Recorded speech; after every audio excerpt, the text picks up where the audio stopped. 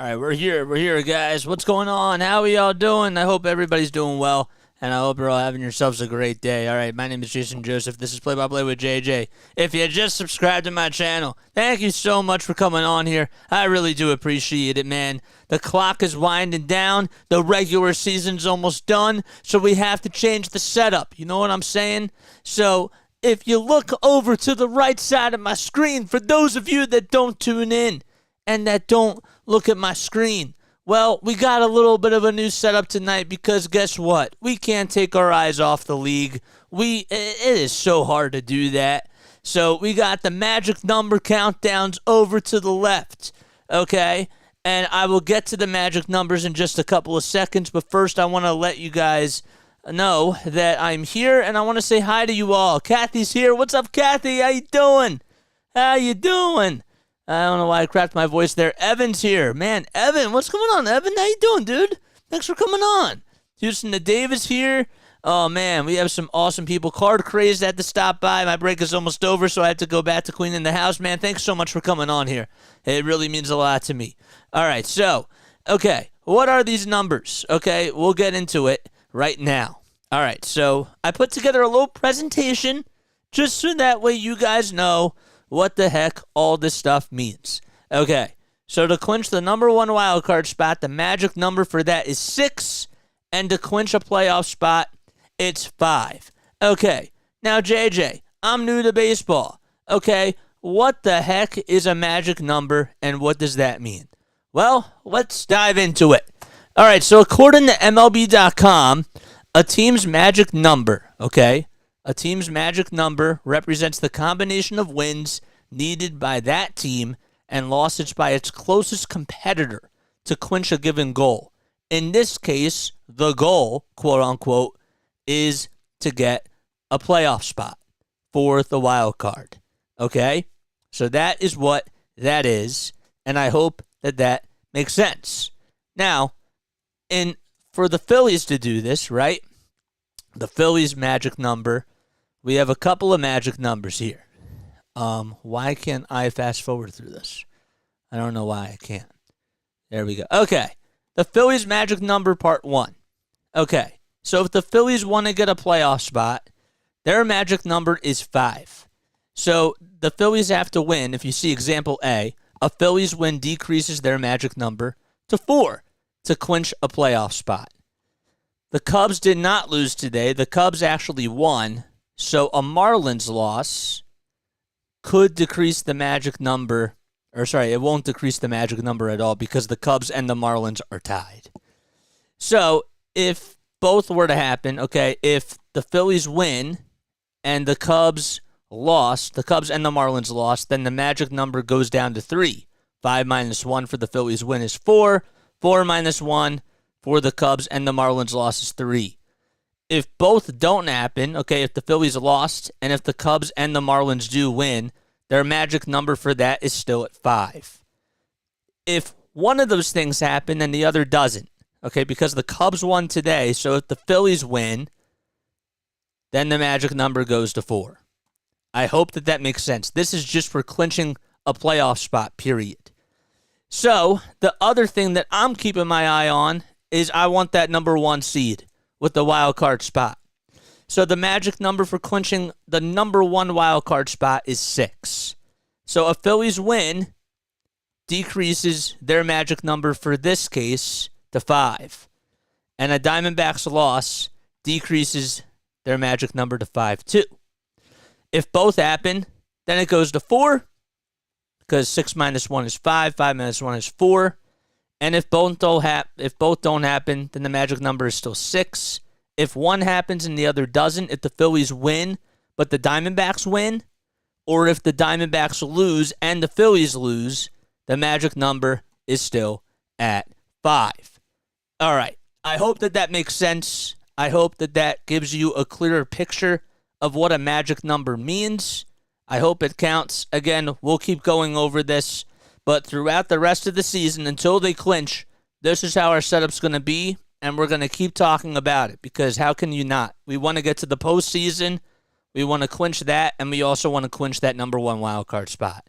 So I hope that that makes a lot of sense. in regards to tonight's game, okay, Taijuan Walker is on the bump, and he's going up against Tyler McGill. All right? Big outing for Taijuan Walker. He has to do well. He needs to go pretty deep today. I would expect a bigger performance out of him because if he's going to be your number 3 guy, I don't know what the rotation's going to look like. If you can go 6-7 innings, I think that maybe he has a chance of getting that number 3 spot. So I think that would be absolutely great. Let's look at the wild card standings right now as we stand. All right, so Philly has the number 1 wild card spot. I don't know why I have to change my volume every time I do that. Sorry. Philly has the number 1 wild card spot. They're 84-69. Arizona has the 2nd, and the Cubs currently have the 3rd. If the Marlins win, the Cubs still have the tiebreaker. So this is what it looks like. It's getting close. San Diego's starting to catch up, man. They're on the 7-game winning streak. They're going to have to win out the rest of the way if they want to get in, but it's going to be really, really wild for sure. All right, let's go back to our business. Here we go. Yes. All right. So Taijuan Walker is out there on the mound. Where is my remote for my fan? It's starting to get a little hot in here. There it is. There we go. Hi, JJ. Go Phillies. Yes, sir. Let's take a sip of water. So Taijuan Walker is out there on the mound. And Walker this season is a 15-5 record, a 4.40 ERA, 131 strikeouts, and a 1.33 whip. So it's a guy who loves to throw the splitter. Also has a pretty good sinker as well. The cutter he utilizes a little bit, but he's a 6-pitch type of a pitcher. That's really what it comes down to. For those of you that watched that visual presentation, okay, did that make a lot of sense? Okay? Did that make sense? Please comment down below. We're going to go over this again as the game goes on. And we're going to be taking a look at the scoreboards as well because they matter. They do. So I want to try to incorporate some more production from my visuals, and I know that takes more time, but I think that this is apropos. I do.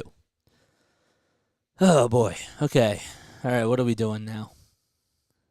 We also went to the gym today, so that's really nice.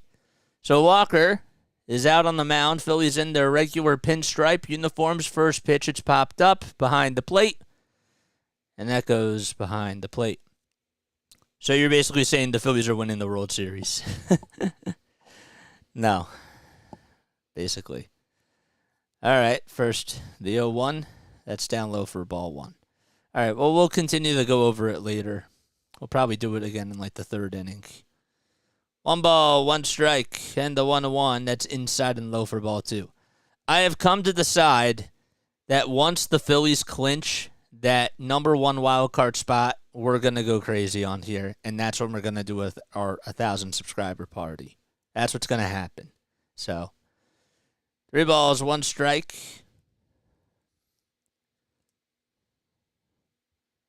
To Brandon Nimmo. The pitch. That's fouled back.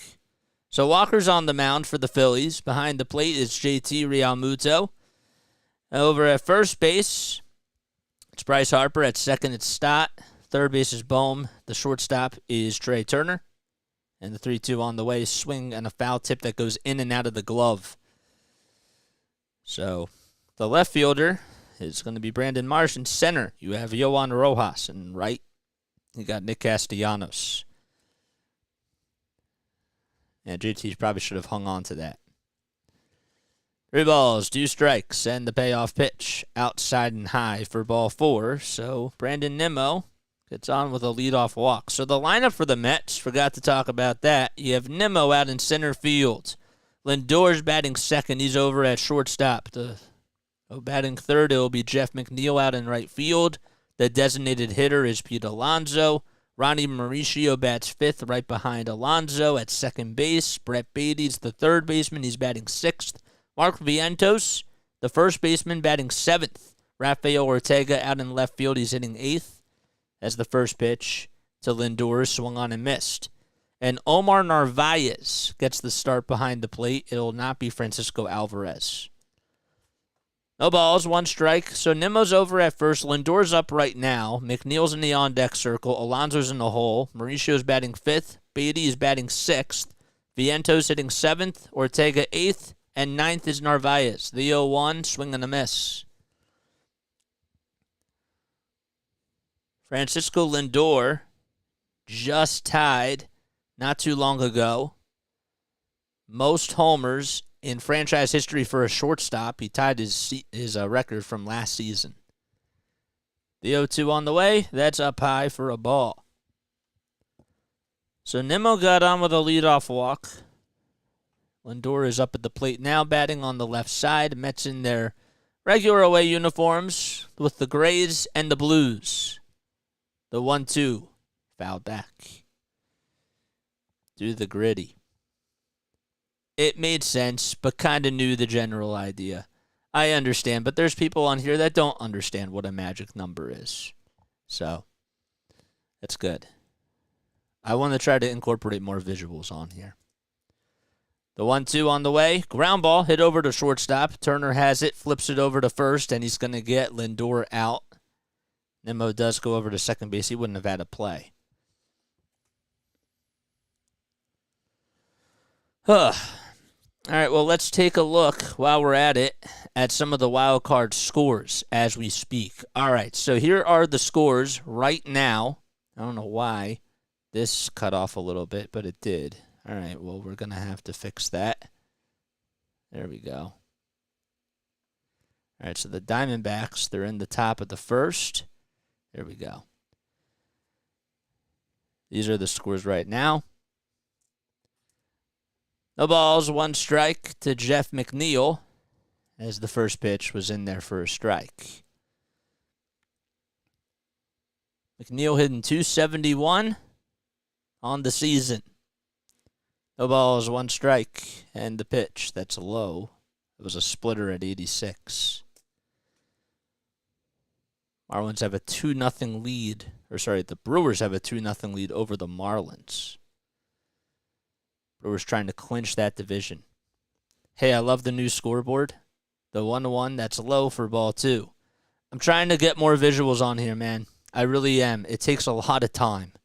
But it's worth it for these types of things because we have to keep up with it. You know, we're a visual medium, so I'm really trying, even though I'm a one-man show, I'm trying to do more. I am.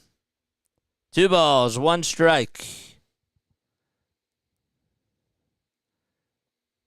1 out in the top of the first. Nimmo leads off at second, and the pitch. Fly ball, it's hit out to center field. It's not that deep, but Rojas will back up, and he will wait for it and make the catch. The throw over to third base is made to Bohm, but staying put at second is Nimmo.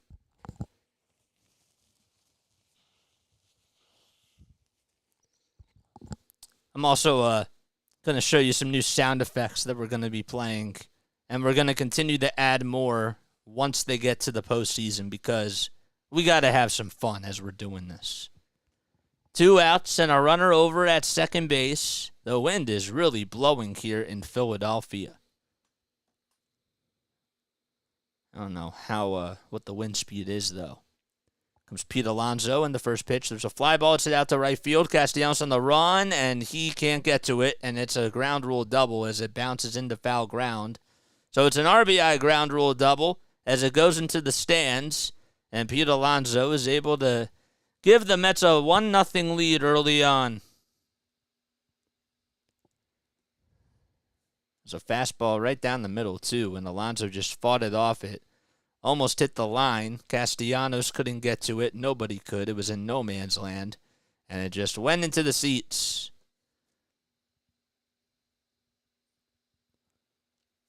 Man. I want that Price is Right, You Lost sound effect. 2 outs. First pitch that's outside for a ball. If you guys are interested in doing some sort of production for me, as weird as that sounds, like if you have any sort of ideas on like a PowerPoint presentation on something, you know, if something comes up and it's a special day, like a Phillies trivia question, I don't know. If you want to help out with my production stuff, let me know. The 2-0, it's a bouncer that's fouled off towards the first base side. I would like to do some sort of like a pregame show and have like a pregame show type of a scene that leads into the pregame show, like a little transition or something. But again, it's hard to do this all by yourself. 2-1 pitch, fly ball, it's hit out to left center field. Tracking it down is Marsh, and he's there to make the easy catch. And the inning is over. The Mets do get a 1-0 lead, though, as they jump out on top on an RBI ground rule opposite field double by Pete Alonso. We go to the bottom of the first. Okay. All right, let's take a look at the scoreboard again. All right, so again, if in case you're tuning in, okay, here are the NL wildcard standings as we speak right now. All right, so the Cubs did win earlier today. They're 80-74, so they're now a game and a half behind Arizona. And the Marlins, if they win, they'll be tied again with Chicago. The San Diego Padres, man, they're trying to make a jump at it like last minute, so they're starting to look pretty good. All right, so that's the standings as we speak right now. I'm happy that I can hear myself when I'm transitioning over towards these scenes, so that's really nice. Okay. All right, Phillies lineup. Let's go over to it. Cunha Jr. becomes the first member of the 40-60 club. Congratulations to him. Yeah, he was the first to 30-60, so that's never happened before either. So if he joins 50-60, 50-70, it's all first. So, all right, Kyle Schwarber will be leading things off for the Phillies. It'll be Schwarber, Turner, Harper, Bohm, Stott, Real Muto, Castellanos, Marsh, and Rojas for the Phillies. So Schwarber's the DH. Turner is over at shortstop. The first baseman is Bryce Harper. The third baseman will be Alec Bohm. At second base, you got Bryson Stott. Catching behind the plate is JT Real Muto. Nick Castellanos is batting seventh. He's out in right field. And then in the left, you got Brandon Marsh. And in center, you got Johan Rojas. All right, so again, Schwarber, Turner, Harper, Bohm, Stott, Real Muto, Castellanos, Marsh, and Rojas. Here comes Kyle Schwarber to the plate. He has 23 homers since the All-Star break, which is second most in Major League Baseball, in case you did not know that. So Schwarber, this season hitting 196, 45 homers, and 99 RBI. The pitch off the plate for ball one. Tyler McGill is taking the hill for the Mets. His 92 strikeouts and 113 innings of work, a 4.94 ERA. And the 1-0 swing and a miss. McGill is 28 years old from Long Beach, California. Schwarber's OPS is at 817 this season. Has 123 walks as well. The 1-1 pitch. That's at the knees on the inside corner for a called strike.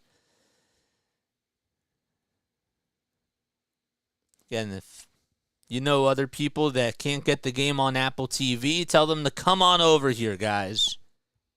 Tell them to come over here. 1 ball, 2 strikes to Kyle Schwarber. And the pitch. Swinging a ground ball. Pulled over towards the first base side. And tagging the bag for out number 1 is Mark Vientos. So Schwarber grounds out. The defense for the Mets from 1 through 9. You got McGill on the mound. Narvaez behind the plate. And then over at first, it'll be Mark Vientos. The second baseman is Ronnie Mauricio. At third, it's Brett Beatty. Sorry about that. And the shortstop is Francisco Lindor. Here comes his counterpart, Trey Turner. Takes a strike on the inside corner. From left to right, it'll be Rafael Ortega, who did not play in last night's game, in left field. Nimmo's in center. And in right field It'll be Jeff McNeil. The pitch. Fouled off.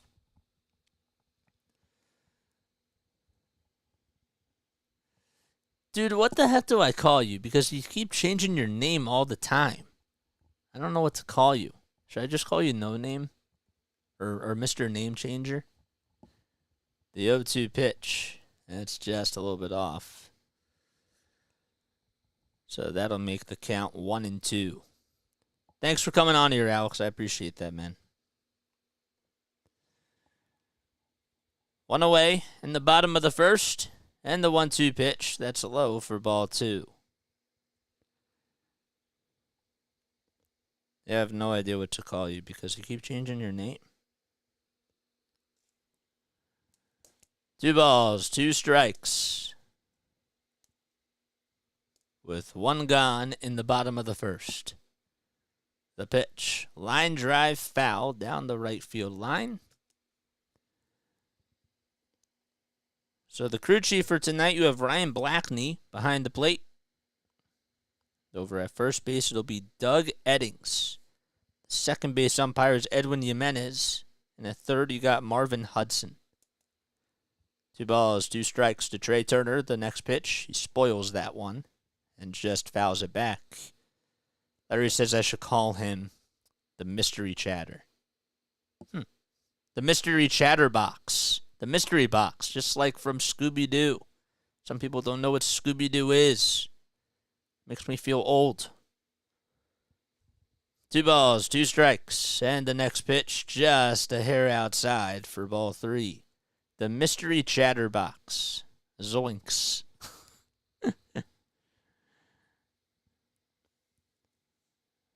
So the count is full to Trey Turner. Trey had 2 walks yesterday. The 3-2 on the way, inside and high for ball 4. So that's the 3rd walk in 2 games for Trey Turner. Just a good, patient at-bat for Trey. Didn't want to swing at any sort of garbage, and he was behind in the count, worked his way back up, and that is just what you call professional at-bat. Scooby-Doo, best superhero ever. Haha, says Evan. Yes, sir. Jinkies. Not junkies. But yeah, Jinkies. Here comes Bryce Harper. The first pitch, that's taken for a strike. Raggy?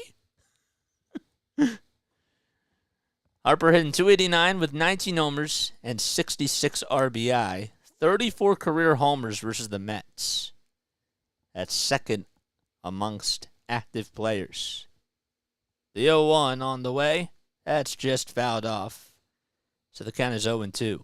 If you subscribe to my channel, I appreciate that so much. It really means a lot. Glad you knew what I meant. Of course. My brother loves Scooby-Doo.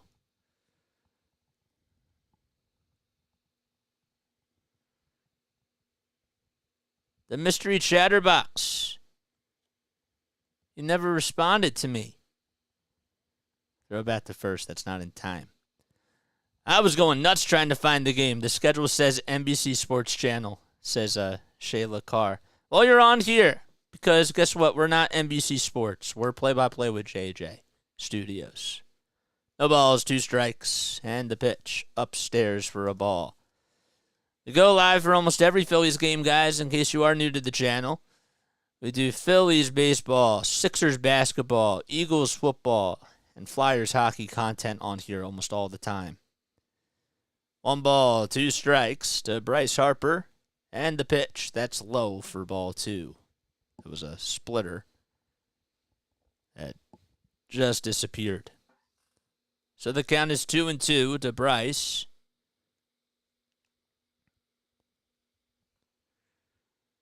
Eight seconds left on the pitch clock. They say that Harper's hit probability here is at 12%. The 2-2, swing and a miss, and that's probably why. Could not catch up to the slider, and there's 2 away. So Schwarber grounded out to first. Turner walked, and Harper just struck out, so Alec Bohm is due up. And this is another guy who just continues to hit the ball very, very well. Hardcore for all. Thanks for subscribing to the channel. Appreciate it. 2 outs, and the first pitch to Bohm. He chops this one over to shortstop, and the flip over to second will end the inning as Turner is out on a fielder's choice ground out by Alec Bohm. No runs, 1 man left, and we go to the top of the second inning. Mets have a 1-0 lead, and they'll be back. Okay.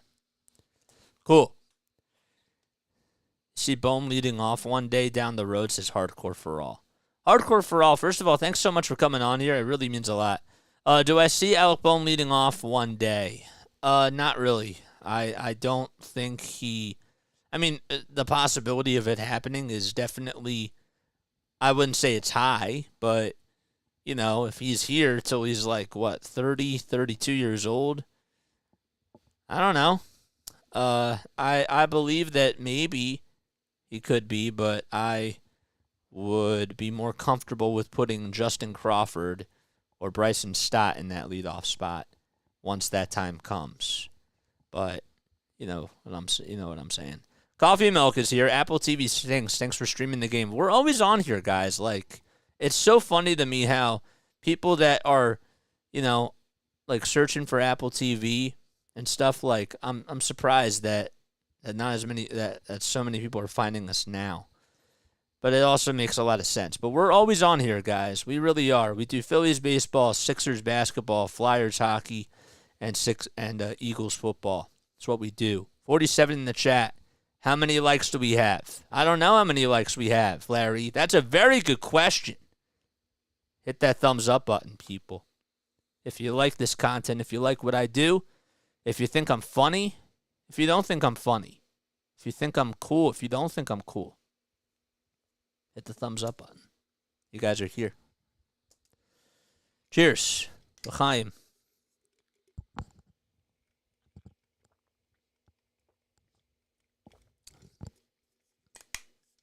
Should we got our Phillies mug with us? That's what we do. Okay, top of the second we go. It'll be Beatty, Vientos, and Ortega that are due up. So that is 6, 7, and 8 for the Mets. Itchy noses, man, they suck. How about the Brewers? I'll go back to that in a second. The first pitch that's in there for a strike. This is what the Brewers score looks like right now. It's 10-0 against the Marlins. You see that right there? That's pretty crazy. The 0-1 pitch. That's inside and high for a ball. That is really wild. The 1-1 on the way. That's fouled back on a 92-mile-per-hour pitch. So Walker is on the mound for the Phillies. Gave up an RBI double to Pete Alonso. The 1-2 pitch. That's way off the plate for ball 2. 2 balls and 2 strikes. And the next pitch, just a little bit up high for ball 3.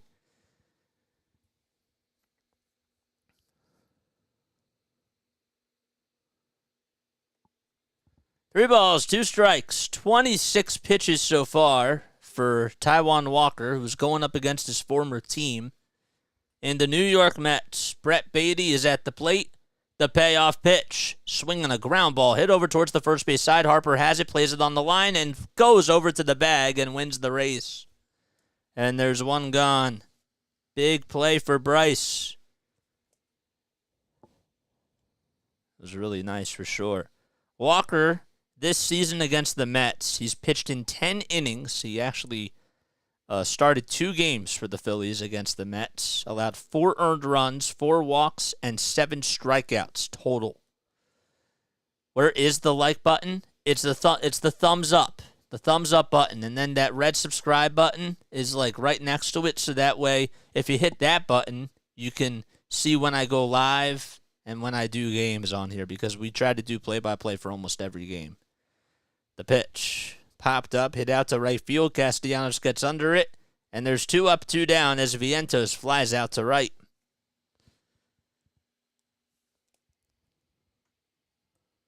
Harper has started 31 games over at first base 88 as a designated hitter this season. 2 outs, nobody on. And the next pitch, that's a fastball right down Broad Street for a called strike. Ortega with 1 homer this season and 7 RBI. He's hitting .215. And he takes the 0-1 in the dirt. He did not start in last night's game for the Mets. Instead, they had Tim LeCastro. The 1-1 delivery. Low and inside for ball 2. They're missing Starling Marte and DJ Stewart. So that's why they have to go down their depth chart a little bit. The 2-1 offering up high for ball 3. Ortega's 32 years old from El Tigre, Venezuela. The pitch, ground ball just past the diving stop of Stott into right field for a base hit. Tried to lay it all out there and just was not able to get to it. So Rafael Ortega gets a 2-out single. So Walker just throws a fastball right down the middle and just is able to, wasn't able to get his location there, and Stott just was a little bit out of reach as he slams the glove down too. But that just goes to show how much of a workaholic he truly is. Omar Narvaez, batting on the left side, takes a strike at 85 miles per hour. Narvaez hitting .190 with a homer and 6 RBI. It's the 6th time that he is caught this season for Tyler McGill. The throw back to first, not in time. And we'll do it again.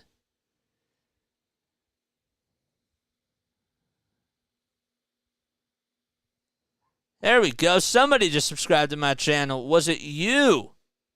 Was it you, Sheila? Is that how you say it, Sheila or Shyla? The 0-1. Check swing. I guess he did not go. The pitch was certainly a strike, but I guess not. Not so fast for Ryan Blackney. 1-1 is the count. Walker comes set, fires. And that's upstairs for ball 2.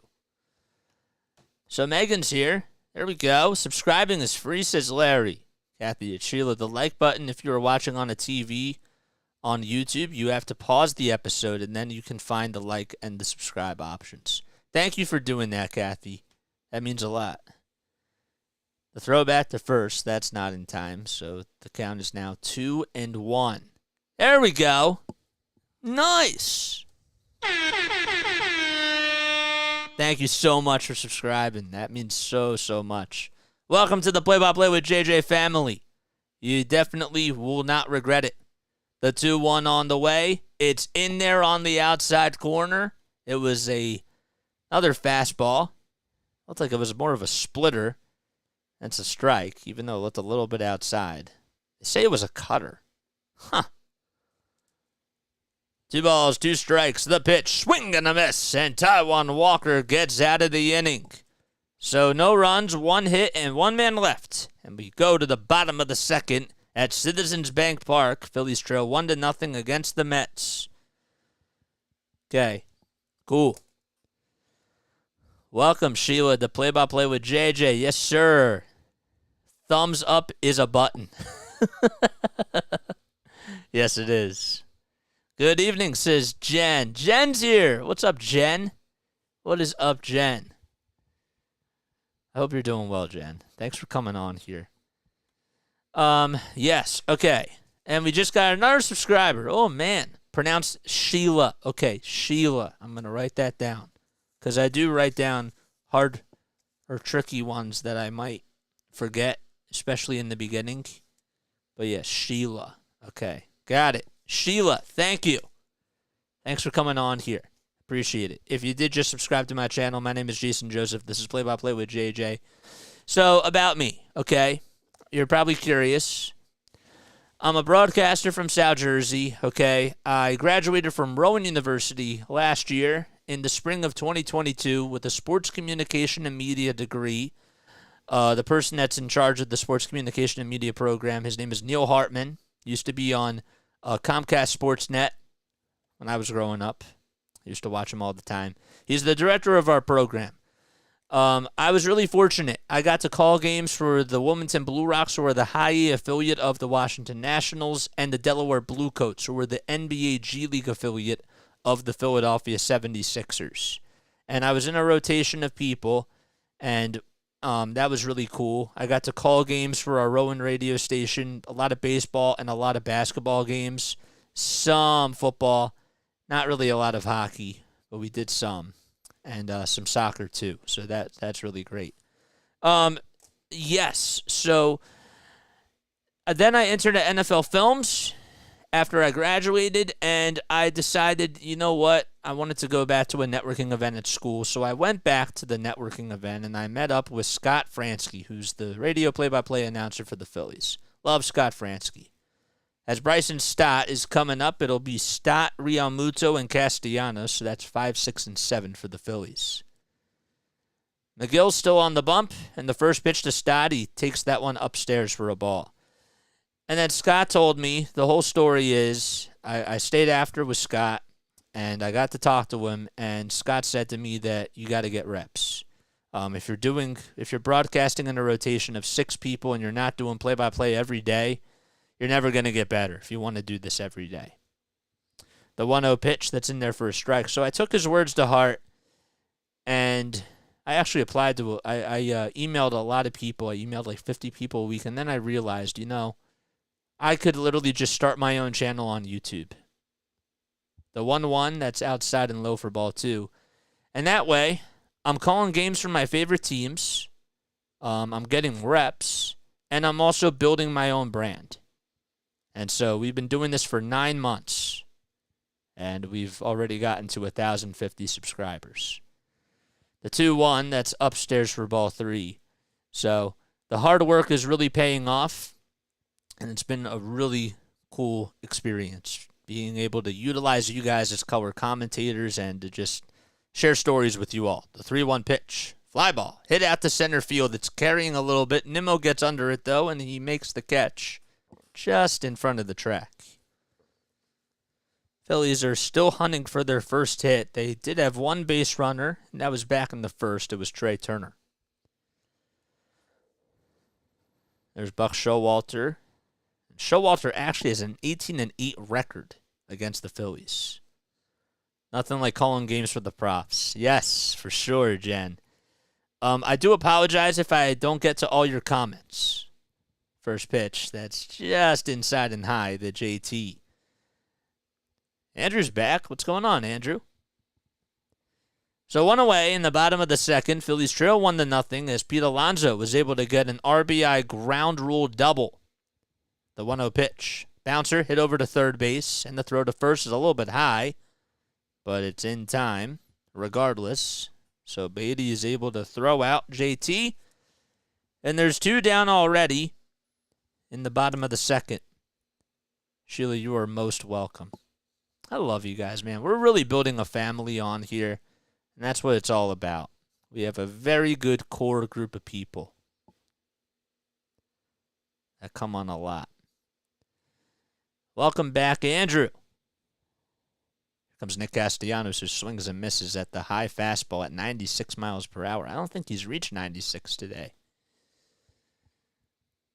So no balls, 1 strike, 2 away in the bottom of the second. 4 seconds left on the pitch clock, and the 0-1 pitch grounder hit over to shortstop, played on a couple of bounces by Lindor, who throws across the diamond, and it's in time, and Castellanos is retired. 1, 2, 3 go the Phils, and we head to the top of the third. Quick start so far in this game. Okay, cool. So yes, after this game is done, okay, we're looking at other scores, and if there are any other games that are on, I'll probably have MLB Network on. We're gonna continue this probably because I want the Phillies to get a playoff spot and a wild card. I want them to get that number 1 wild card spot.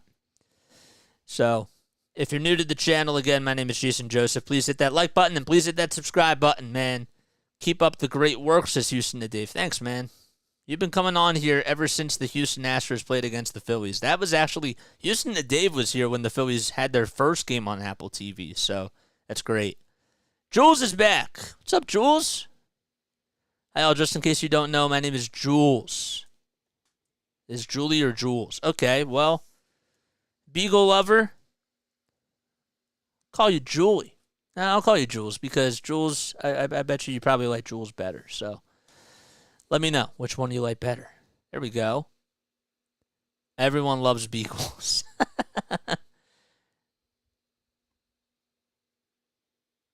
Cachet. Is that what I should call you? Cachet? I'm going to call you Cachet. Thanks for subscribing. CASCH.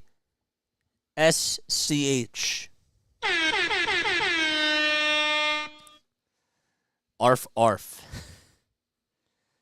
The Mystery Chatterbox. Thanks for coming on here.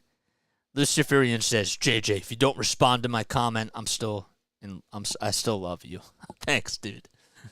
I was like, if I don't respond to his comment, what the heck does that mean? All right, and why does this always happen? It just does. It's a glitch that happens with Yahoo. It's really weird. I don't like it. There we go. Okay. Cool stuff. Cool. Great. Oops. Undo. Cool.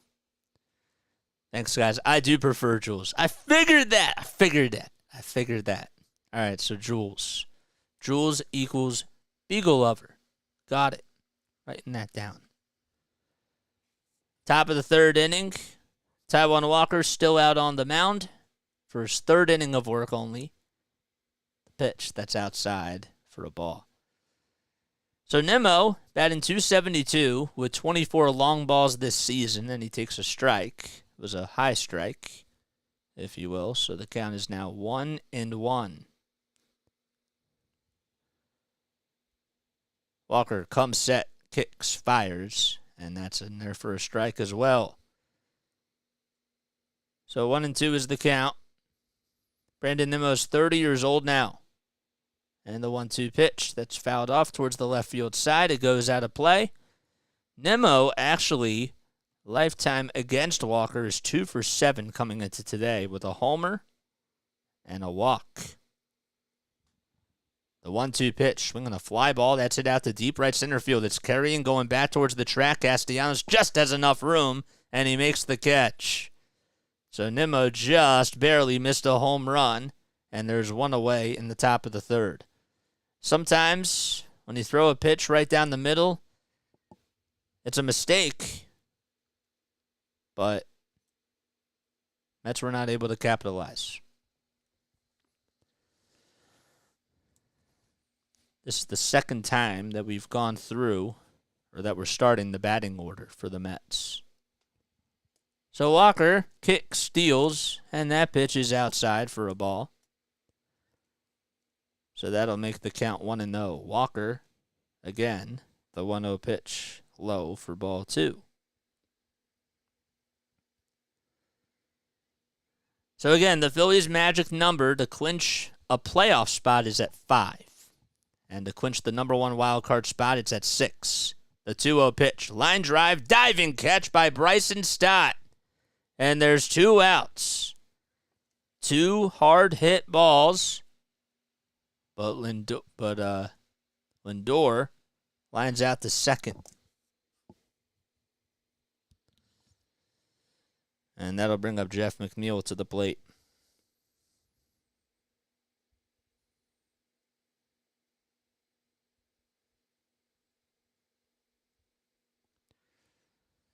Walker is 1-2 lifetime against the Mets with a 2.66 ERA and 16 strikeouts in 4 appearances. The pitch, that's fouled off. 2 balls, 2 strikes.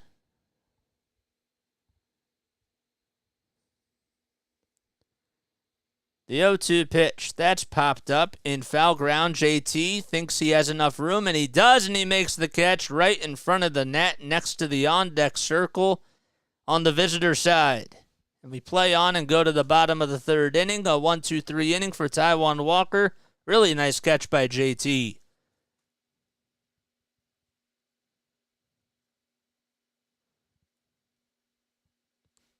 To catcher. A victory dinner. Okay, JJ, what's for dinner tonight? What should we have for dinner tonight? Says Jen. I don't know. What are the options? If I'm gonna make a poll, I have to know what the options are. Yeah, JT, love him. I've been going back and forth with him, Sheila. I'm not gonna lie. Love what he's able to do sometimes, but offensively, just not always there. You know what I'm saying? Hint, we have a Wawa now. Oh, you got a Wawa. I mean, I don't know if he's going to homer today. I don't know if he's going to homer. If he homers, you got to have one. If he homers, you got to have one. All right, so for those of you that don't get the little hint or the little secret, if you guys don't know what Wawa is, first of all, welcome to the East Coast, because Wawa is in the East Coast. They're a chain, okay? They're a convenience store that also has a gas station. And the Phillies and the Eagles have deals with them. So Kyle Schwarber's Schwar bomb at Wawa, it's pretty good. Okay? So you got to try it. But that's only if he hits a home run tonight. If he homers tonight, maybe I'll get a Schwar bomb. I don't know. Probably, maybe not tonight. I don't think tonight's the night for it. Tomorrow, because they play at 4 o'clock. Now, see, here's a smart thing. You got to do it during the day, because if you're on the East Coast, okay, like, let's actually think about this. So a 4:05 start, right? Probably will go to like 7 o'clock. So that's perfect, because if he hits a home run tomorrow and I have that for dinner, that might be a good thing. You know what I'm saying? Because I'm eating dinner then at a normal time. So that is really cool. Lately, he's been hot.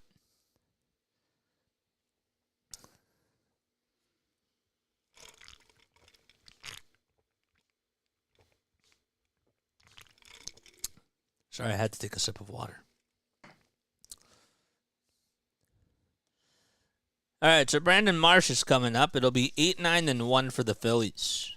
First pitch is just misses for a ball. So 1 ball, no strikes, and the 1-0. That's in there for a strike. The Philly Fanatic is actually in the Apple TV broadcast booth and just like spilt a whole bucket full of popcorn all over the broadcasters. So 1-1 is the count. And the next pitch, that's just low. Oh, my goodness. So Ryan Blackney has been making some very controversial calls behind the plate. That looked like it was a strike, not going to lie.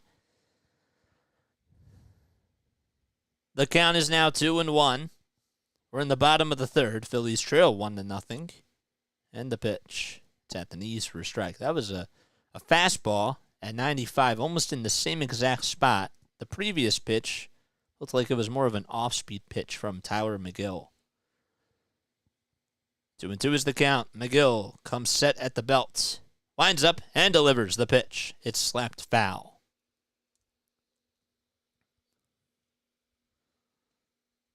So the count is now 2-2.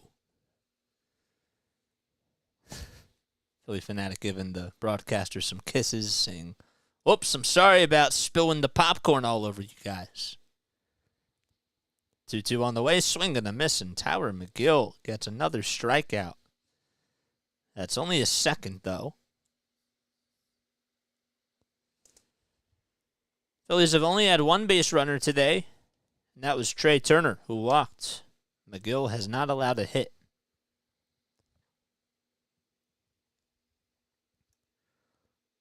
Wawa does rule. A meatball hoagie. That sounds good. That does sound good, too. 1 out, and Rojas comes up, and he Swings and misses at the first pitch.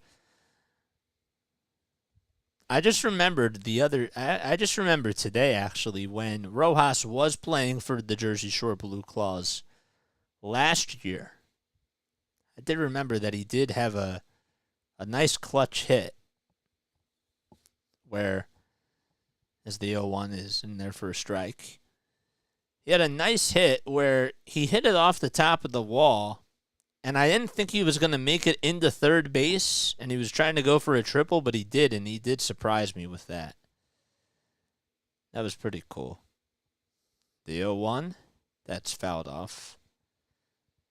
He was their number 6 prospect coming into 2023.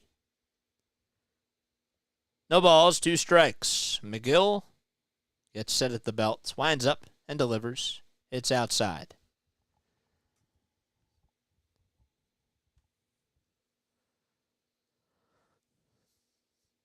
Wawa is an institution. Yes. The 1-2. Low and outside for ball 2. We used to go to Alpha Phi Delta, then over to Wawa for subs. That's cool. I don't know Wawa was around that long. I did not know that. I thought it was around for like maybe 25, 30 years, but I didn't think it was. Well, maybe. I don't know. The pitch. Well, that'll make the count full now. Best mascot in all professional sports. Hands down, the Philly Fanatic is. I'm with you on that.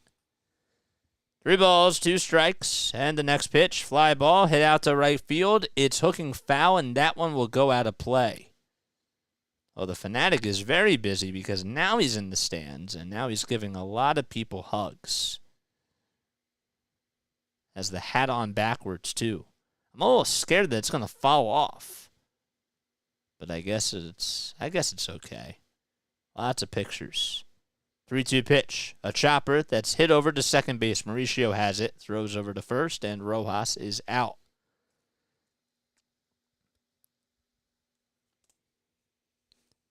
Tomorrow is the official end of summer, and autumn begins.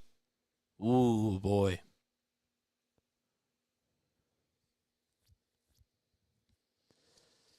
So 2 outs in the bottom of the 3rd inning. And Kyle Schwarber comes back up as we flip the lineup card. And the first pitch, it misses for ball 1. This little kid wants a Schwarber bomb for his birthday.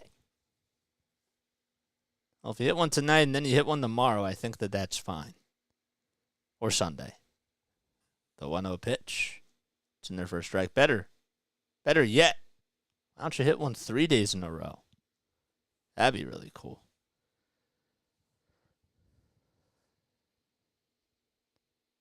Two outs and the 1-1. Inside and low for ball 2. I can't stand the green screen effect, to be honest with you, when it comes to these Apple TV casts. It does not look cool. And Kyle Schwarber's knees are cut off. And I'm just scared that he's going to hit a home run and you're going to see it. The 2-1 pitch. That's on the outside edge of the plate for a strike.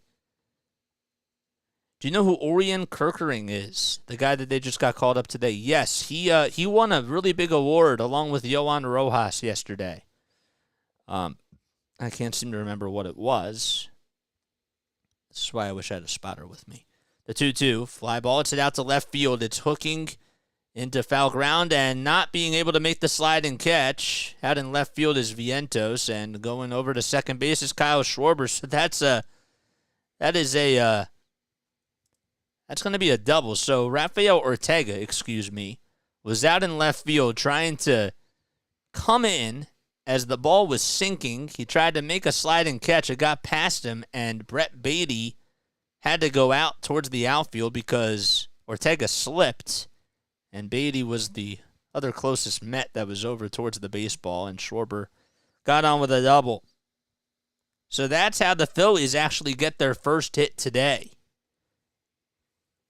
So now a base hit could tie the game. The first pitch to Trey, it's low.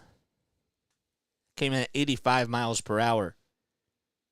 Tried to just make the slide and catch, and it literally was about inches away from hitting him right in the wickets. 1 ball, no strikes to Turner, and the pitch on the outside edge of the plate for a strike. Turner has 26 homers and 75 RBI. Ariel, what's going on, dude? I haven't seen you on here in a while. I have not seen you on here in a while, man. Thanks for coming on. The 1-1 delivery, up high and outside for ball 2. 49 pitches for Tower McGill today so far. Wind is definitely blowing in. Schwarber at second. The 2-1 pitch. Fly ball. It's hit out to right center field. Not that deep, though. McNeil will be called off by the center fielder for the Mets. And the inning is over as Nimmo makes the catch. No runs, 1 hit. It was a bloop double by Kyle Schwarber. And we head to the top of the 4th at Citizens Bank Park. Okay. Does Apple have that annoying strike box graphic? Wish they would go away. They are arbitrary. Yeah, so it's funny that you bring that up because I worked for NFL Films, right? And so I got to see Amazon Prime last year. And that was like the one thing that kind of annoyed me a little bit too. I mean, they don't have a strike zone, but there would be so many glitches, and there would be so many different delays, and sometimes even to this day, like, that still happens. And, you know, it takes away from the cast, and that's why I think that coming on here and doing it this way or just listening to it on the radio is better, because then you're also visually going to be frustrated with the visuals, and you'd rather feel like you would listen to the game from somebody else, so that way you don't have to be mad about those types of things. You know what I'm saying? So, Luciferian 100%. Absolutely. He is the best mascot in baseball. I call Yohan Rojas Joe-Ro. Guys, if you're new to the channel, hit the like button, hit the subscribe button. I'm Jason Joseph. This is Play-by-Play with JJ. I really appreciate you all so much for coming on here tonight. It's really cool. As you can see over towards the right side, the magic number for the Phillies to clinch that number 1 wild card spot is 6, and for them to get a playoff spot, it's at 5. The season of Belial begins, says Luciferian. Madison, what's up, Madison? How you doing? Madison Rose. Oh, man. How you doing? Thanks for coming on here. How old do you think I am, says Jen. Oh, man. Okay, if I get this wrong, I have to press the button. Okay? I'm going to say 52. I'm going to say 52. Tonight is the fall equinox and my birthday. Happy birthday, Jen! Oh my gosh, happy birthday, Jen. That's awesome.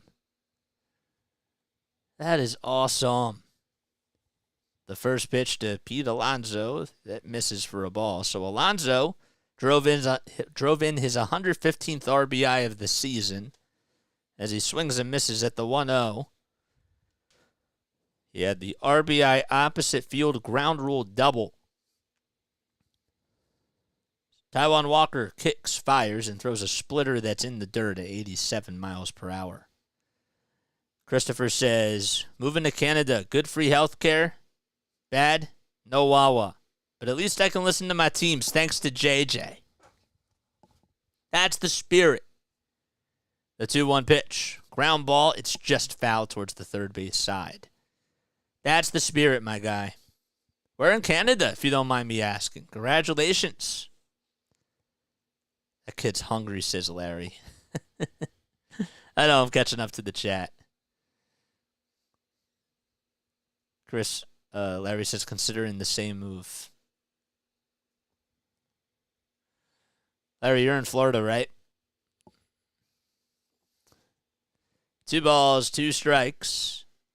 And the next pitch, that's popped up behind the plate, though. It's just fouled off.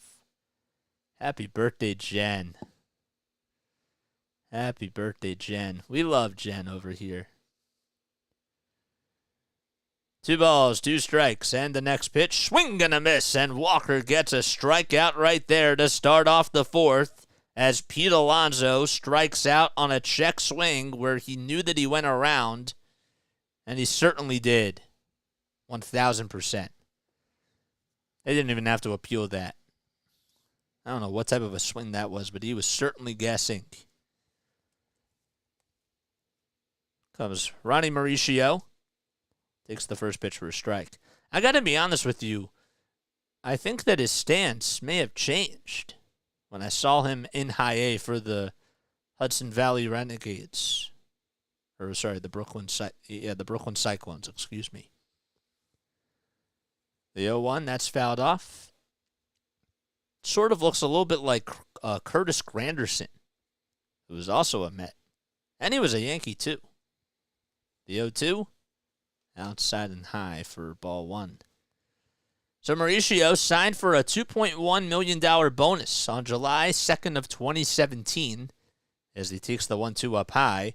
He also won the 2022 Dominican Winter League MVP. And he's the number 87 overall prospect according to MLB.com.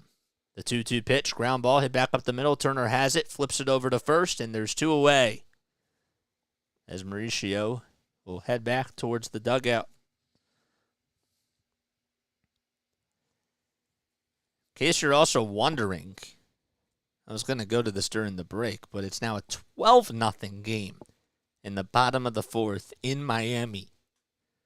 Brewers just pouring it on offensively. 2 outs, nobody on. We're in the top of the 4th, and Brett Beatty comes up and he takes a strike. Again, such a weird call.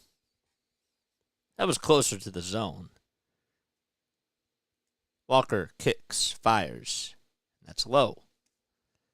84 in this chat. Don't forget to like and don't forget to subscribe, guys. Hit the thumbs up button and subscribe to the channel. The pitch inside, and nope, it was just inside for ball 2. So Brett Beatty hitting .212 with 8 homers and 31 RBI. He's 0 for 1 today with a ground out. As he grounds this one over to second base, Stott has it. Throws over to first. And another 1-2-3 inning for Taijuan Walker as he's able to retire now 7 batters in a row. Bryce Harper will lead things off when we return and go to the bottom of the 4th. Okay. All right, so again, in case you're tuning into the channel, all right, we have a new setup here. So we have the Phillies magic number countdowns, all right? So we're going to go through this again. So this is what the standings look like right now, all right? Take a look at your screen. This is what the standings are. Phillies have that number 1 wild card spot. They're 3 games above the Arizona Diamondbacks, and they're 4.5 games above the Cubs, and 5 games above the Marlins. Okay, so this is the standings right now. And this is what a magic number is. So basically, a team has to win, okay? And then their closest competitor has to lose. That's the whole thing. That's the whole basic thing about a magic number. So if the Phillies want to clinch a wild card spot, or a playoff spot, their magic number is 5. It decreases to 4 when the Phillies win. The Cubs did not lose today. If the Cubs did lose, though, and the Marlins did lose, that also decreases it to 4 too. So, but if the Phillies win, and the Cubs and the Marlins would have lost today, it would have went down to 3. So it's probably going to go down to 4. So that is how it works. Just to explain that to you guys. I hope that makes sense. You're welcome. Enjoy your night. Yes, sir. Happy birthday, Jen. You need to take that up with Larry.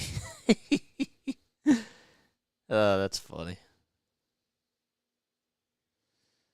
Oh, wait, did I miss something? Maybe I did. I don't know. Make it happen. Hey, chat, which Philly gets the first hit? It happens. 23. Wrong. Are you 32? We're still guessing? So 23. 32.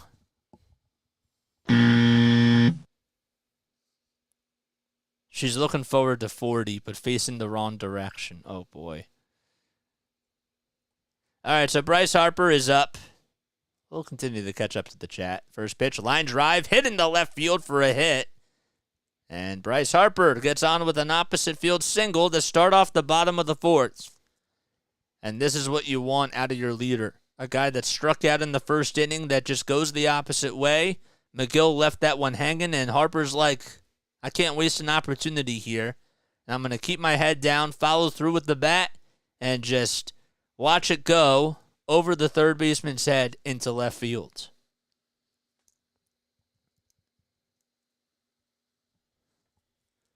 So now Alec Bohm is coming up, and Bohm will take that one low for ball one.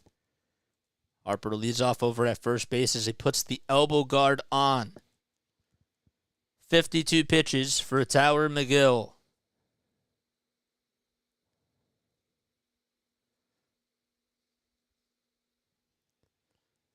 One ball, no strikes to Bohm.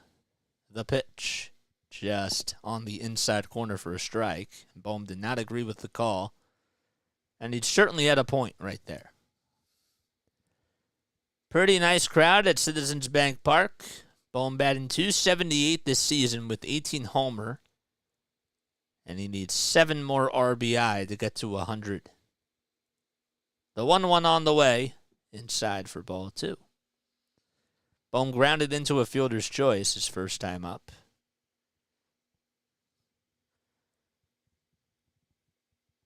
2-1 is the count. 4 seconds left on the pitch clock, and the pitch. Fly ball, it's out to right field. It's slicing and dicing into foul ground, and it goes out of play again.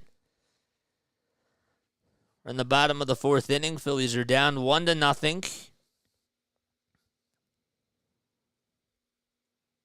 Bohm is 27 years old from Omaha, Nebraska. Stands at 6'5", weighs 218 pounds. The 2-2 pitch. Line drive, foul. Just barely fouled down the left field line. And Bohm knew it. And will do it again. Against McGill, actually, he is only 1 for 4 with a double coming into today. And a strikeout as well. 2 balls, 2 strikes. Harper leads off at first. There's nobody out. We're in the bottom of the fourth. The Phillies trail 1-0. McGill kicks, fires the pitch. Fly ball, it's it out to center field. Coming in is Nimmo, and he's there to make the catch. Just there to make the catch. Give McGill credit because that pitch actually jammed Alec. And it was a pretty good fastball that he threw. And Bohm just could not get the barrel on it.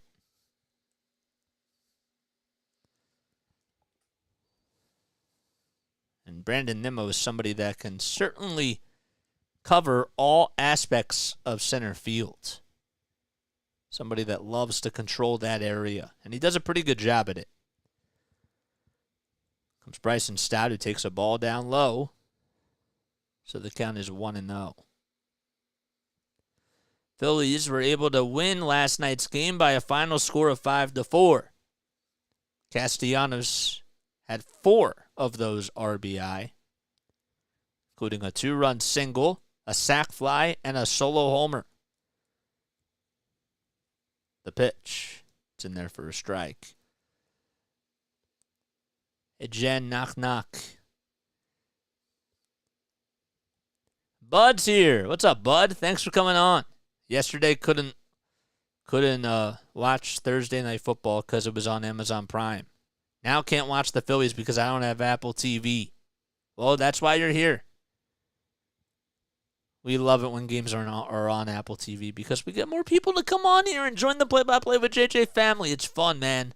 It really is. Please tell people about this channel as an alternative of broadcasting and also just, you know, a cool thing.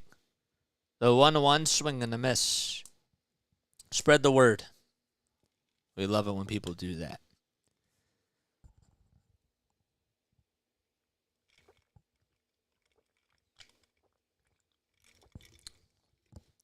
Oh, boy. 1-2 is the count. And the next pitch, it's up high for a ball, and the throw back to first. That's not in time, so Stott just does stay alive. That was a very late call by the home plate umpire. Stott thinks he's out. And he is. Let's see on the replay. Did he go? I don't think he went. But the home plate umpire, Ryan Blackney, ruled him out. Even though he didn't signal it, and they switched over towards the first base bag. That was really bizarre. So Stott does strike out. There's 2 away. 61 pitches for McGill, and JT is up. He takes the first pitch low. Good job by Narvaez to take the mask off as he blocked it out in front of him and then almost skipped past him. I'm a little confused because Stott did not go. They said it was a foul tip into the glove, though. That's what the home plate umpire said. I don't know. I don't even think he fouled it. The 1-0 pitch. Fly ball, it's out to right field. It's going foul, though, and it goes out of play. Vamos. Phillies give us home runs. JT does need one more homer to get to 20. And it doesn't really feel like he's had 19 this season. Infield playing him towards the third base side. The 1-1. Just on the inside corner for a strike again.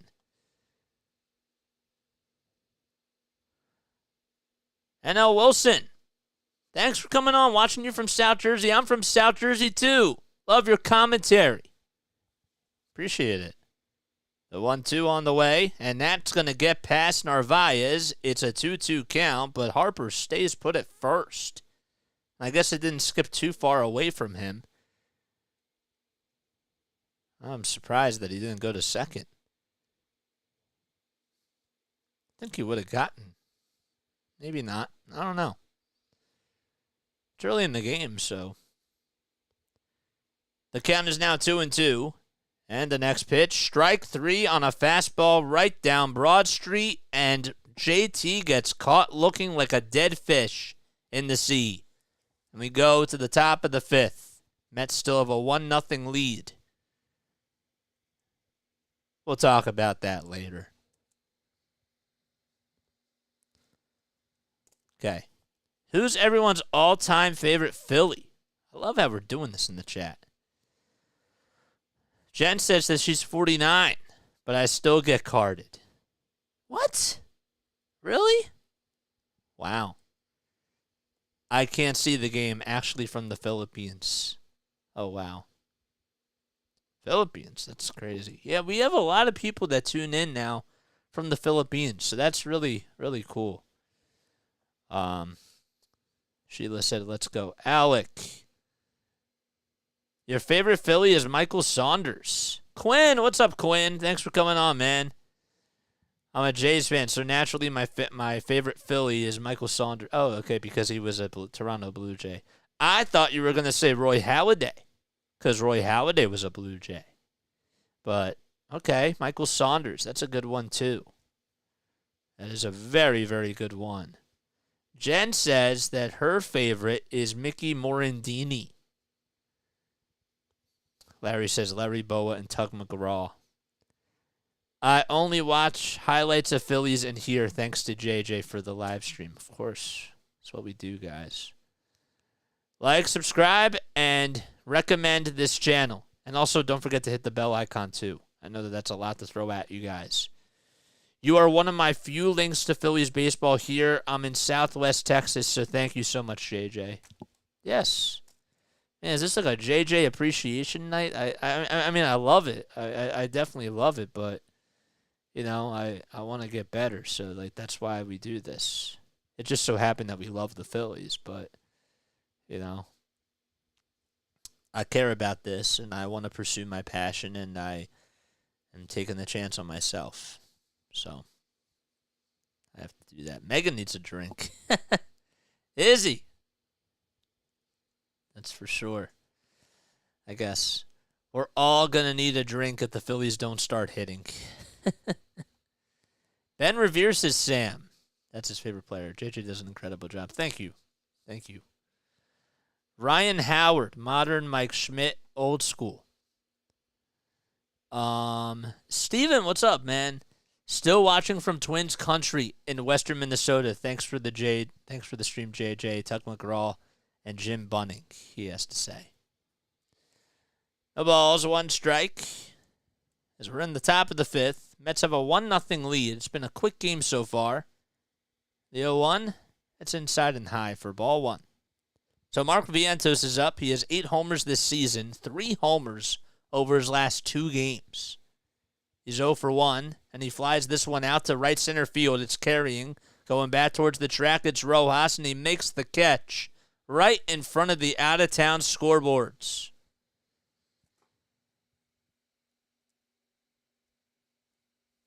So that's now 8 batters retired in a row.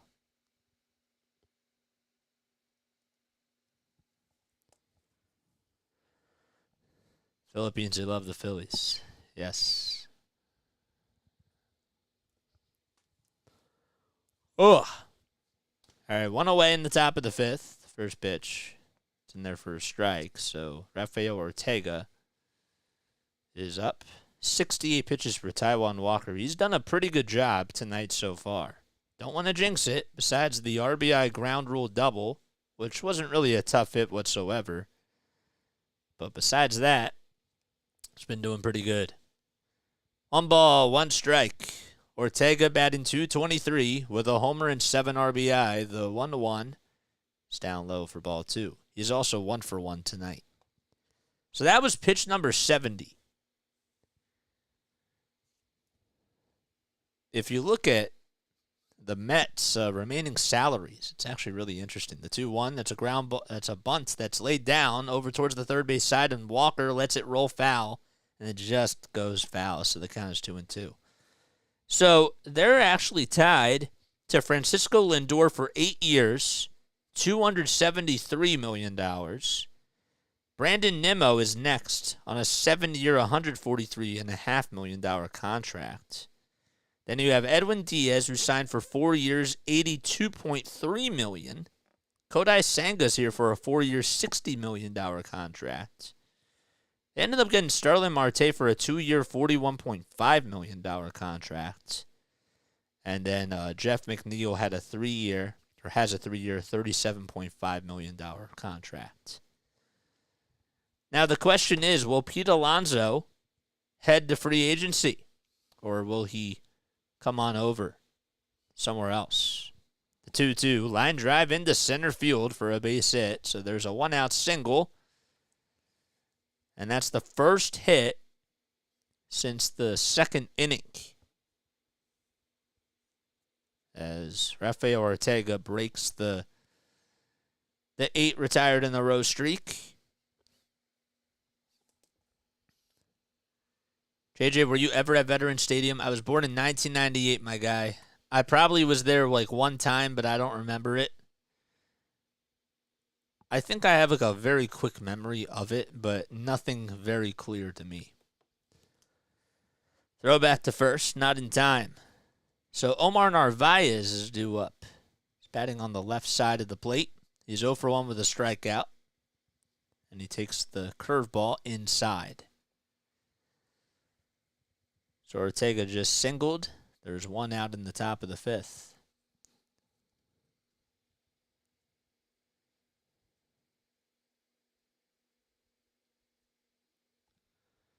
The 1-0 on the way, fouled off the foot of Narvaez.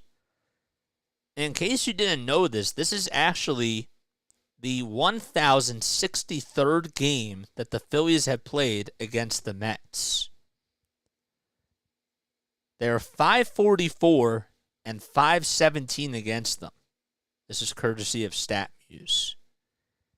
Phillies have had 9,132 hits and have hit 965 homers against the Mets all time. Sometimes you just don't know these things, and you learn things for yourself. 1 ball, 1 strike to Omar Narvaez. And the 1-1 on the way, swing and a miss. So the count is now 1-2.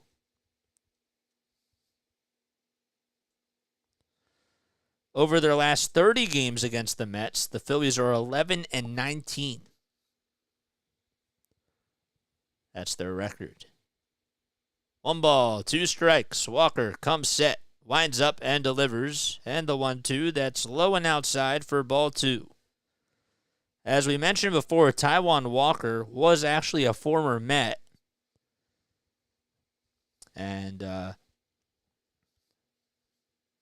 he had a 19-16 record. He played with them in 2021 and 2022. Went 7-11 in this first season, as the throwback to first is not in time. And then last year, he was 12-5. His ERA with the Mets during both of those years averaged out to be 3.98, and he had 278 strikeouts in 316 innings.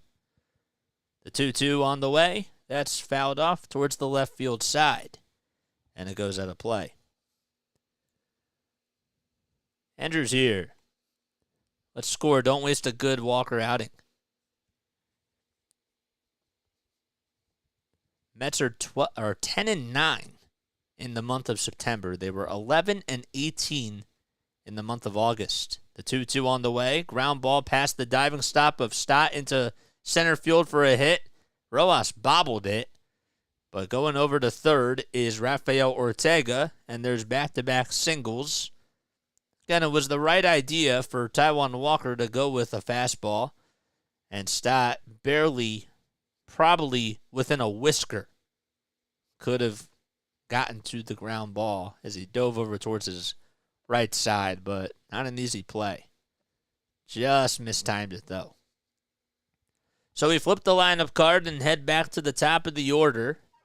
So Brandon Nimmo has gone 0 for 1. He walked and also scored a run back in the first inning. That's been the only offense today for either team. First pitch in there for a strike at the knees. How do I feel about the Jays this year?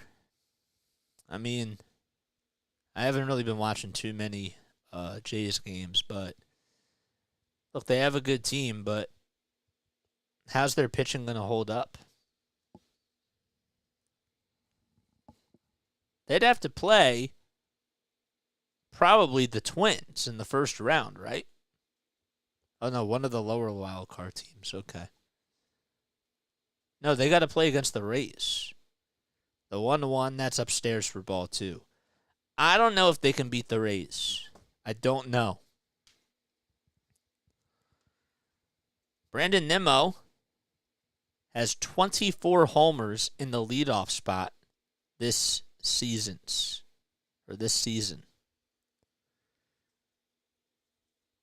Curtis Granderson had the most, and that is the franchise record. He had 26 homers in just the leadoff spot, not leadoff homers.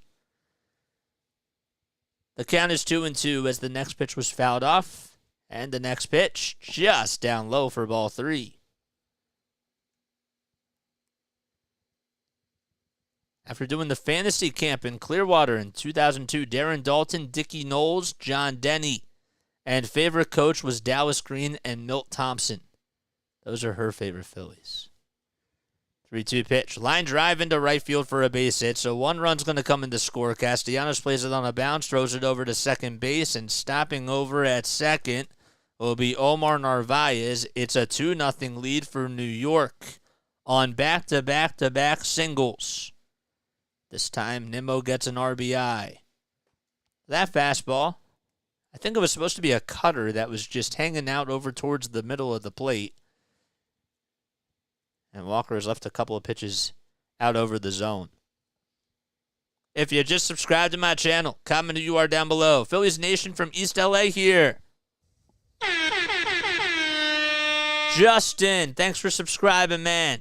Born in Temple, raised in LA. Let's go fight and score some runs. All right, so time is called on the mound here. Caleb Cotham wants to have a conference with all the infielders, JT Realmuto, and the man himself, Taijuan Walker. Nobody warming up in the Phillies bullpen just yet. So, who would you rather have, JJ? Pete Alonso or Rhys Hoskins at first base next year? I would like Rhys Hoskins personally on a prove-it type of a contract. Pete Alonso's going to want a lot of money. And I'd rather spend the money on starting pitching. That's just me. If John Middleton is going to go out there and say, you know what, I'm willing to spend some money, it has to be on pitching. We don't need offense. I think Rhys Hoskins will be on a prove-it type of a contract. And I don't think he's going to get a lot in free agency just because of the injury. First pitch, swing and a miss. But, of course, it's a Scott Boras client. The 0-1, up high for ball one. But that's what I always say. If you're a client of Scott Boras, you're going to get your money because that's what Scott does. Tries to get the best talent out there. He's a very good agent. There's a reason why he's one of the most notable ones, if not the most notable in all of baseball. The 1-1 on the way, swing and a miss. That pitch was headed towards the dirt, and Lindor could not catch up to it. I was at the vet when the Fanatic was born, says Larry. Steven says, I loved going to Phillies games at the vet. A beautiful monstrosity. The 1-2 pitch, line drive down the right field line. It was a hanger, and it's fouled. That was headed towards the seats. And that spelled trouble out all over that pitch. 1 ball, 2 strikes. A runner, or 2 runners on for the Mets. The pitch, high for ball 2. Feel like I'm a lot younger than a lot of Phillies fans here. I'm 25, dude. I'm 25 years old. But maybe you are younger than me. The 2-2 pitch, inside for ball 3. So that makes the count full. He's gone with a splitter, a four-seamer, another splitter, then a cutter, and he went with a four-seamer again and went with a sinker. That's been the pitching sequence. The throw back to second base to try to get the runner, and Narvaez is out. He got picked off, and that changes the entire scenario for the rest of the inning. Good job by Walker to catch Narvaez sleeping at the wheel, and Turner got back to the bag, swiped him on the right hand, and got him. Nice play. And a great move by Walker. That is what he does. That's a Taijuan Walker specialty. So 2 outs, a runner now at first. The 3-2 pitch, swing and a miss. He went with a splitter outside, and that's going to end the inning as Lindor strikes out. The Mets do get a run, though, on an RBI single by Brandon Nimmo. And we head to the bottom of the 5th at Citizens Bank Park. I'm going to take a very quick step off. I need to take a sip of water. I will be right back in just a few moments. Don't go anywhere. Do not change that channel. Hit the thumbs up button and subscribe to the channel. And I'll see you guys in less than 30 seconds.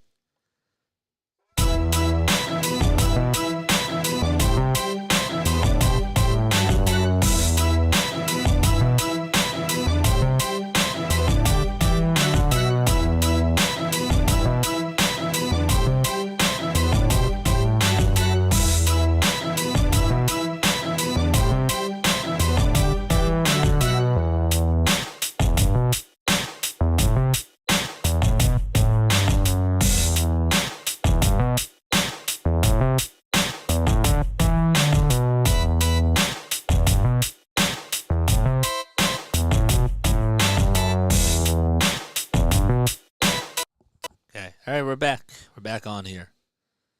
Nice. I'm happy that we're having these conversations in the chat, man. Ever down tour. You saw Van Halen at the Spectrum in 81 and 82. That's cool. That he was the king. Jays Rays should be a good series for sure. If Pete went to the Phillies, the Mets fandom would burn your city to the ground, says Hobbyist First. Always will be, sir. Always will be. If you guys want to donate, if you guys want to give a super chat down below, feel free to do so. To support the channel, you're more than welcome to do that. Don't have to, but if you'd like to do that, just hit the super chat button. And yeah. I was born the same year the Phillies won their last World Series. That was in 2008. Wow. Okay, so you are a pretty young fan, my guy. That's cool. It's very nice. Walker had 91 pitches, one more inning. I'm surprised that he was able to get out of that. Picked off. Ugh. Okay. We will be back on tomorrow afternoon at 4:05 p.m. Eastern Time when the Phillies take on the Mets, and then we'll be back on Sunday afternoon. I believe that the game is at 1:30, if I'm not mistaken. So, doesn't matter what the time is. We'll be back. Until they clinch. We're in the bottom of the fifth. Here comes Nick Castellanos, and he takes a strike. Whoop. Nope. It looked like it was in the zone, but it's a ball. Ryan Blackney has not had a good strike zone tonight.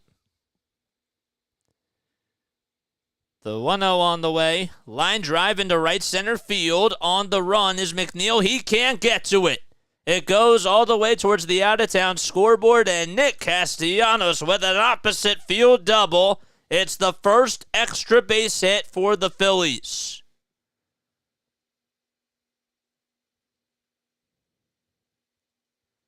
Just was able to take a hanging fastball that was out towards the knees. He stayed with it, kept his head down, and he gets on over at second base.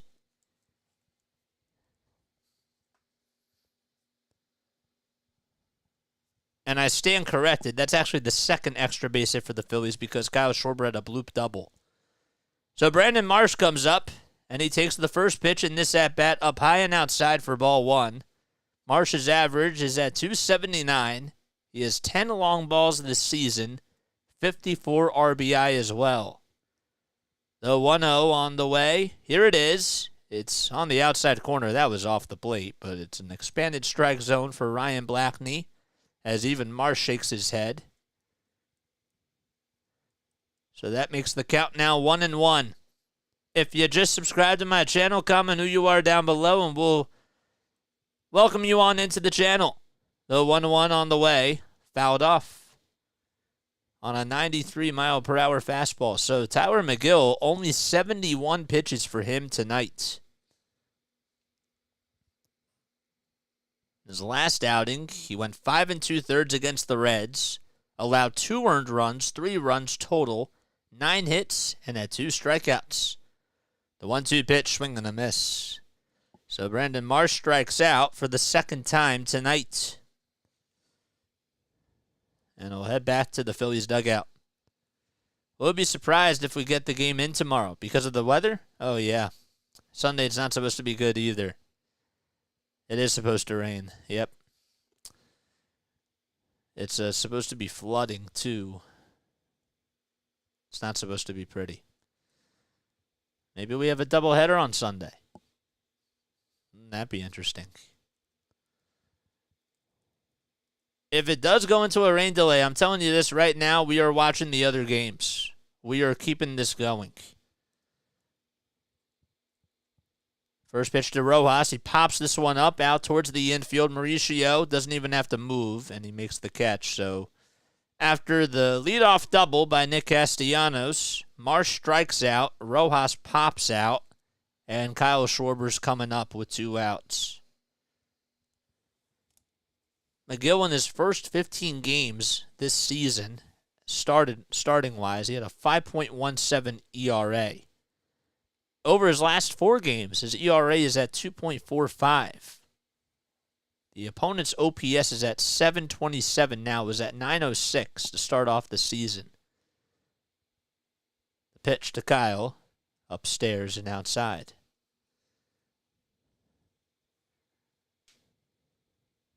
Kyle is 1 for 2 with a double.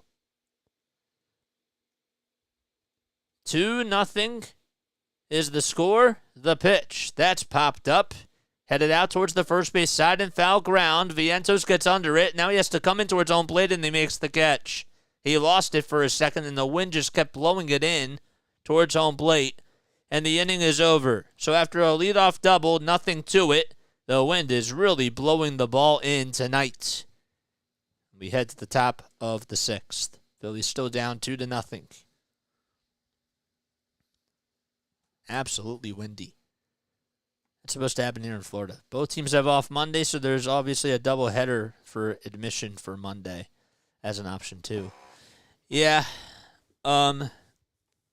Is it worth it though for them to play a doubleheader? That I don't know. Is it really worth it for them to play a doubleheader? Because, I mean, for the Phillies, they have something to play for. I get it. But I'm just saying, I don't know if it makes sense. It's off the coast of North Carolina, heading to the north.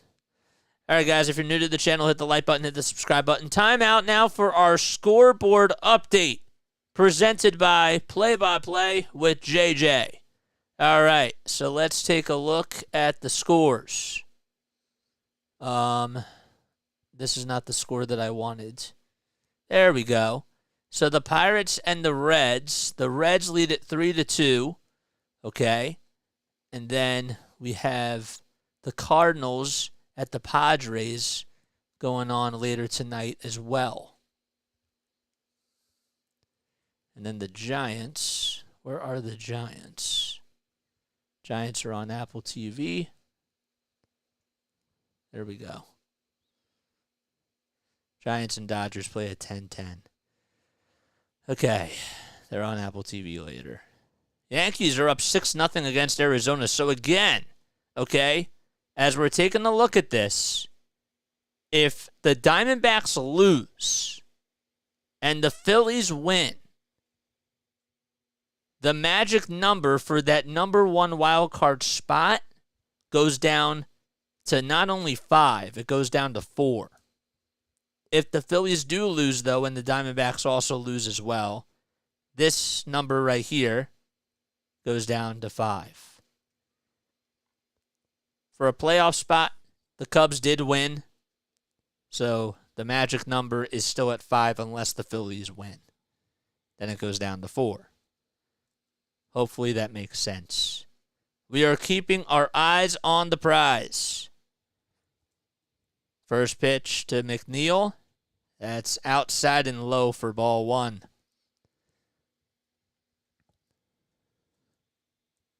Top of the 6th inning, the 1-0 pitch. Low for ball 2. What's the wind speed at?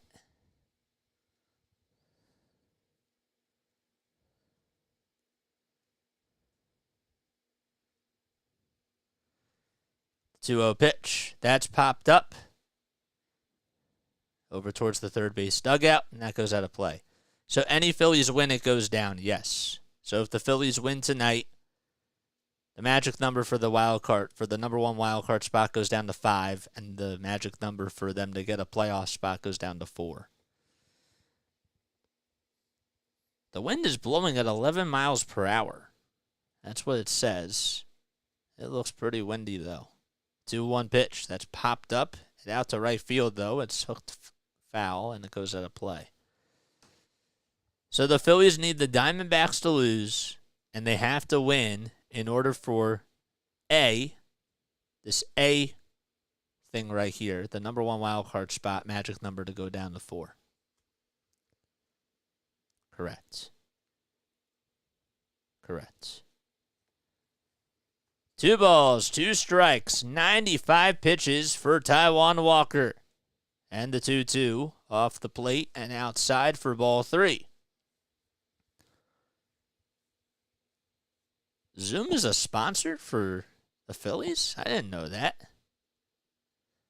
The 3-2 on the way. Ground ball, hit over to first base. Harper has it, and he'll win the race to the bag, and he'll get McNeil out himself. Good play by Bryce, too. That's what you want to see. They're going back to the replay of when Narvaez got picked off and Lindor. I don't know what he said, but he was mic'd up. Curious to see what he said.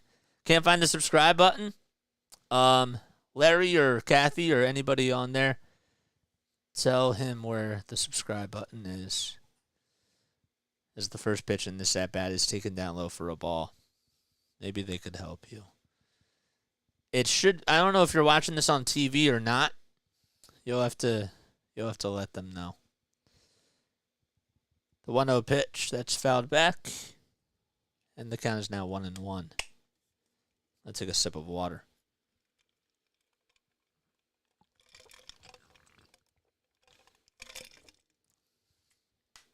"99 pitches for Taijuan. And the 1-1. It's popped up foul just behind the plate. So the count is 1-2.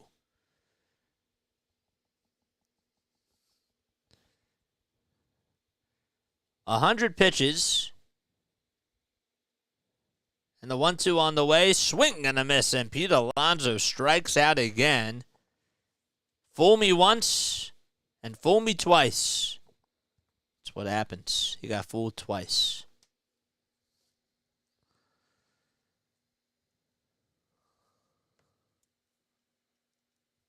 Just don't fool me 3 times. 2 away in the top of the 6th for Ronnie Mauricio. He takes the first pitch. It's at 75 miles per hour. The subscribe button, it should be, I don't know if you're, comment down below if you're watching it from your TV, your phone, or a tablet. The 1-0, ground ball, foul towards the first base side. So Harper tried to dive, just was not able to get to it.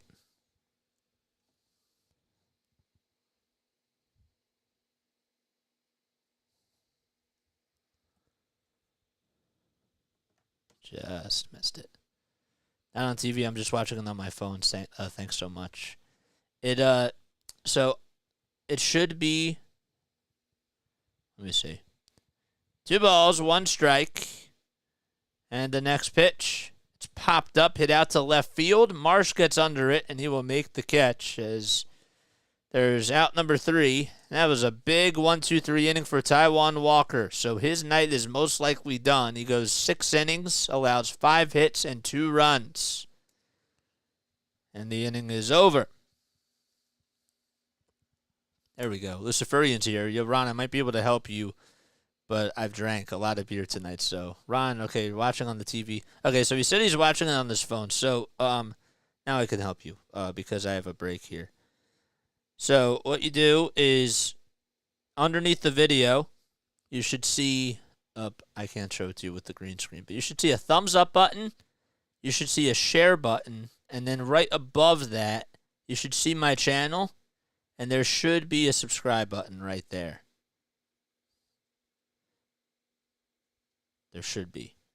Or if you click on my name, then you should see the subscribe button. iPhone. Yeah, you have to close the chat. There we go.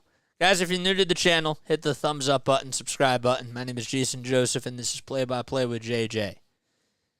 So happy that all of you are on here with me tonight, man. We got 77 people on here watching, and only 46 thumbs up. That means that 31 of you have not hit that thumbs up button just yet. What are we doing, guys? What are we doing? Let's get to 50 likes. If you want the Phillies to wake up the bats, let's get to 50 likes. Let's get to it. Let's get to it, guys. We need 2 more now. 2 more likes. And also, let's subscribe to the channel if we haven't done so already. Ugh. Man, come on. I want to play some of my new sound effects. But the Phillies have not been able to score anything yet, so I can't do it until they score.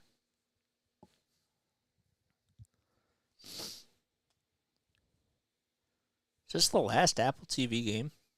That means 37 people need to wake up. Let's go, says Luciferian. Dude, I have to make you a whatchamacallit, a mod on here. All right, so Tyler McGill is still out there on the mound. He'll be pitching the bottom of the 6th. The Phillies do have 3 hits. Trey Turner comes up, and he takes a fastball up high. This is the inning for the Phillies to try to do some damage here. Turner batting .266 with 26 homers, 75 RBI. He's 0 for 1 with a walk. McGill gets set at the belt, kicks, fires, and it's swung on and missed. 95 again. But this time it's in the strike zone. I already did subscribe, lol. The joke's on me. The joke's on me, man. The 1-1, it's up high for ball 2, and also outside.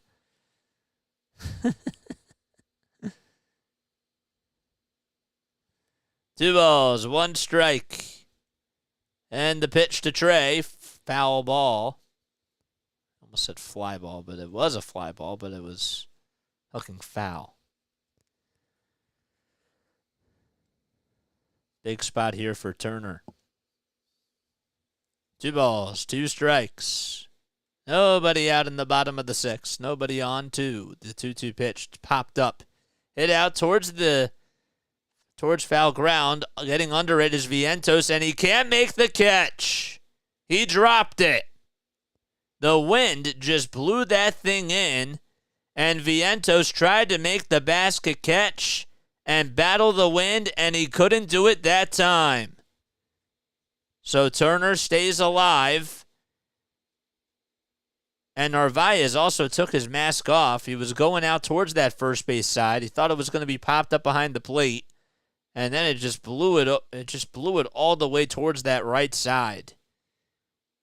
And Vientos could not make the catch. The 2-2 on the way. Line drive back up the middle. Played on a couple of bounces by Mauricio, and he throws over to first, and Turner is out regardless.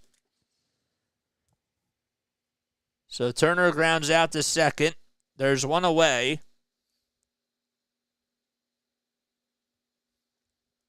Phillies have not gotten a run today. The Brewers' lead, mind you, right now is 16-0 in Miami in the bottom of the 6th.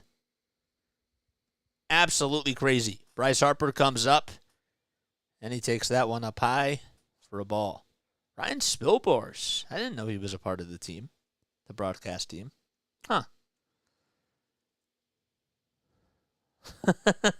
Ron was laughing. The 1-0 pitch. That's just fouled off.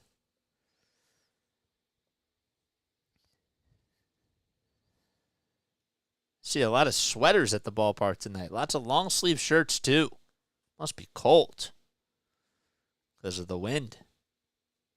The 1-1 offering, fly ball. It's hit out to left field. It's going foul, and it'll head out of play.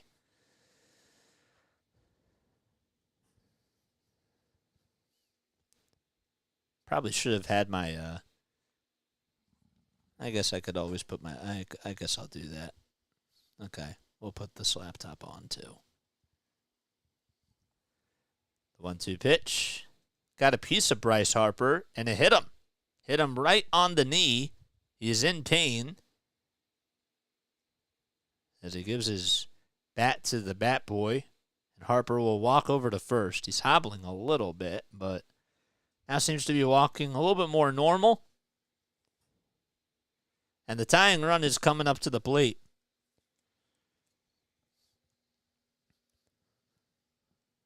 The way that pitch was coming in at him, it just hit him right on the kneecap, right on the back knee. Wasn't even the front knee. Oof.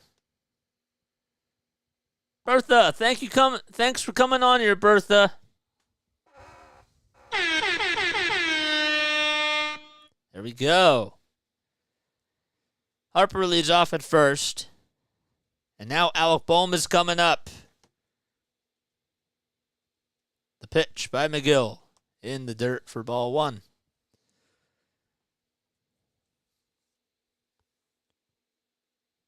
Now when you see the long sleeve shirts and you see the sweaters, this is what October baseball feels like. This is exactly what it feels like. The 1-0 pitch, swing and a miss. This is what makes me excited for October, and hopefully it'll be another red October for the Phillies' sake.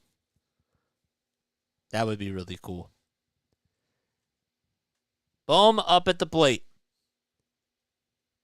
The count is 1-1.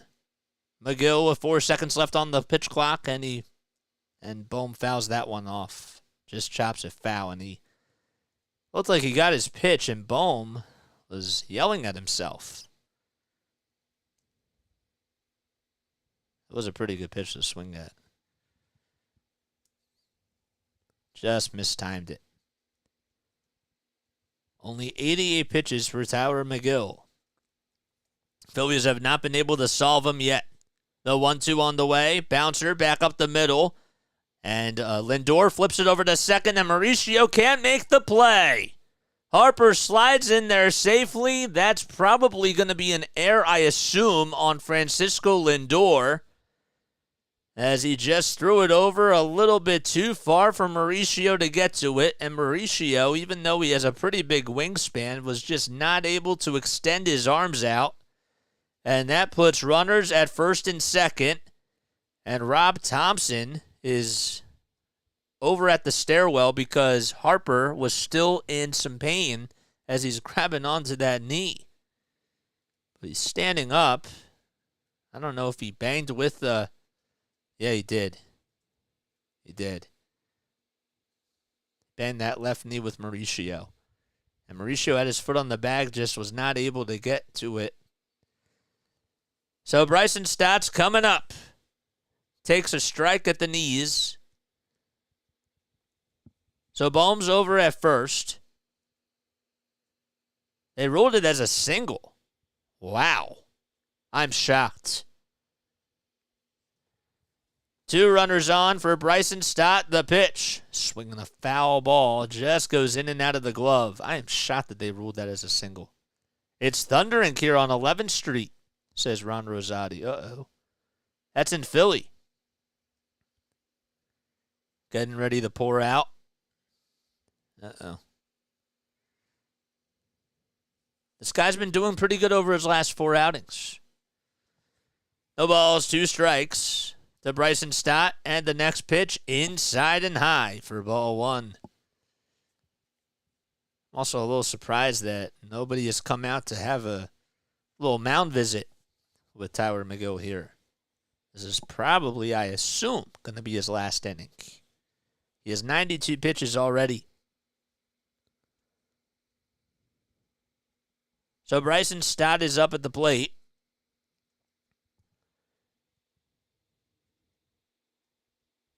The 1-2 on the way. It's low for ball 2. I'm so shocked that they ruled that as a single. That should be a fielder's choice error.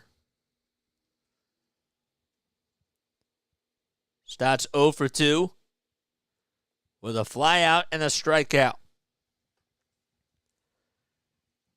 2 balls, 2 strikes, and the pitch to Stott. Line drive foul down the left field line.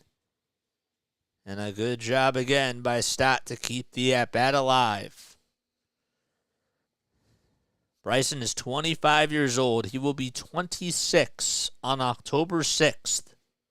Hopefully the Phillies will be able to play on that day. I have to look at the Major League schedule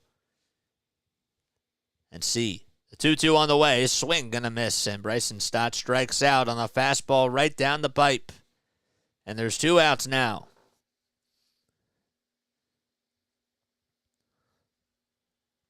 And that was a golden opportunity for Bryson Stott to be able to get to it, and he was late on the fastball.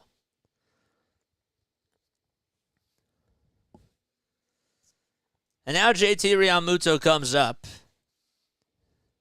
60 strikes for McGill. The first pitch to JT, swinging a fly ball. That's hit out to deep left field. And that baby's gone! JT Realmuto with home run number 20 on the season. And the Phillies take a 3-2 lead at Citizens Bank Park.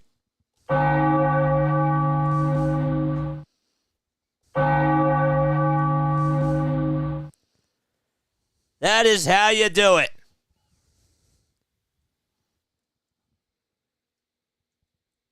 Just a hanger right out over the middle of the plate, and JT Realmuto took a pitch down Broad Street and hit it all the way there.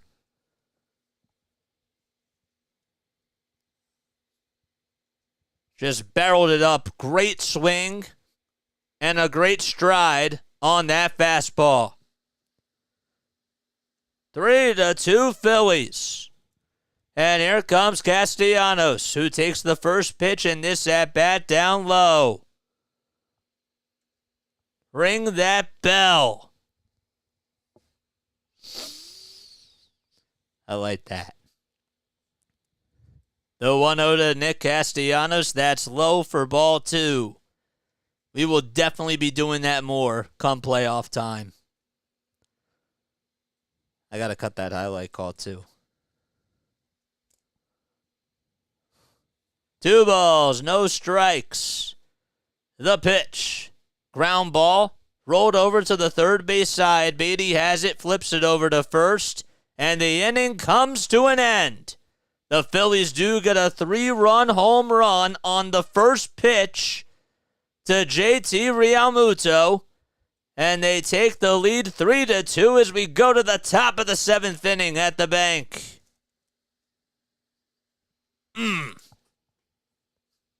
Let's go, man. That felt good. That felt pretty good.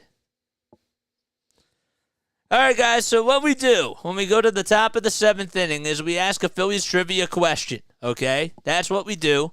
So, I'm going to ask you a Phillies trivia question. You're going to comment your answers down below, and then we'll go over each and every one of your answers when we go to the bottom of the 7th. If you get the question correct, you'll hear this. If you get the question wrong or incorrect, you'll hear this. Wow. There we go. Very nice. So today, our Phillies trivia question that we are going to go with today. Here it is. So here it is. Which Phillies catcher is the only catcher in National League history to catch 4 no-hitters? Okay? Which Phillies catcher is the only catcher in National League history to catch 4 no-hitters? Okay? That's what I want to know. Comment your answers down below.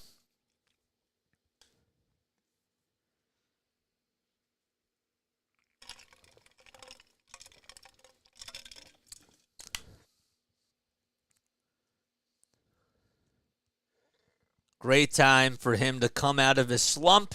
Love your ring the bell on home run sound effect. It was apropos to play it. And in the playoffs, we are going to be ringing that bell. We really are. We have some other really cool stuff on here as well. And if I get in trouble for playing it, I get in trouble for playing it. But I don't think we're not going to be utilizing it that much. But I see other people doing it so often. So I think we should be fine. I'm not really worried about that. All right, so again, which Phillies catcher is the only catcher in National League history to catch 4 no-hitters? That's what I want to know.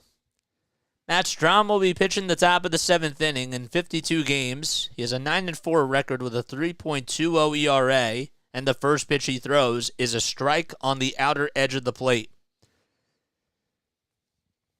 to Brett Beatty. So he'll have to face Beatty, Vientos, and Ortega. That is 6, 7, and 8.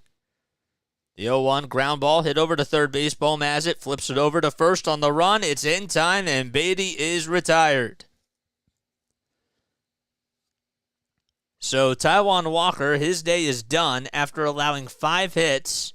He is now in line to get the win. It was a 2-0 lead for New York. The Mets were able to strike first in the top of the first on an RBI opposite field ground rule double by Pete Alonso. And then Brandon Nimmo added on the 1-0 lead with an RBI single.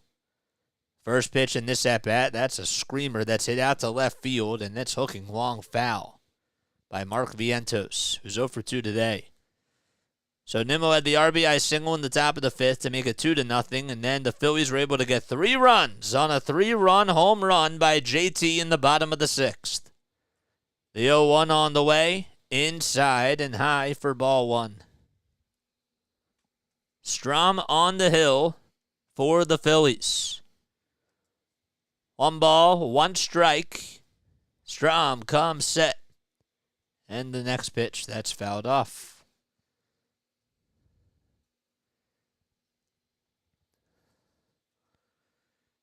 So there's 1 out in the top of the 7th. Phillies have a 3-2 lead. 1 out. Nobody on. And time is called by Vientos really quickly. He had a shot out to right center field, but it just stayed in. And probably if the wind was blowing out, probably would have went further. And that makes me think, too, that JT's homer probably would have went further if the wind was blowing it out. That was hit pretty far. The 1-2 pitch. Fly ball, it's hit out to center field. Not that deep, though. Rojas backpedals towards the track. Stops, waits for it, and he'll make the easy catch for out number 2. It's the 3rd flyout today by Mark Vientos.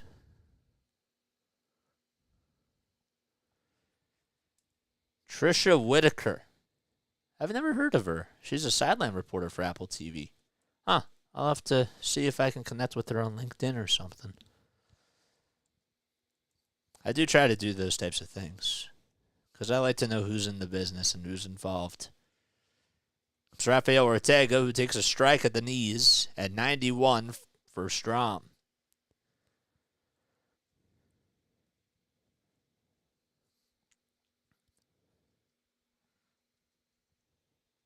Ortega's 2 for 2.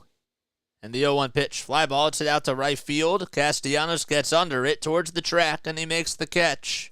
On the outfield grass, about a couple of feet away from the track or so. And there's a 1-2-3 inning for Matt Strom. And Brandon Marsh will lead things off when we go to the bottom of the 7th. It is stretch time at Citizens Bank Park. Okay. All right, again. Again. We're going to ask the Phillies trivia question. And the question is this. I'll give you 15 more seconds to answer it. Which Phillies catcher is the only catcher in the National League to catch 4 no-hitters? Give you guys 5 more seconds. 5, 4, 3, 2, 1. I couldn't find that sound effect fast enough. Kenny Smith. Kenny the Jet Smith. I know that that's not Kenny the Jet Smith. I just had to say Kenny the Jet Smith. What's up, Kenny? I hope you're doing well, man. Thanks for coming on here, Kenny. Carlos Ruiz.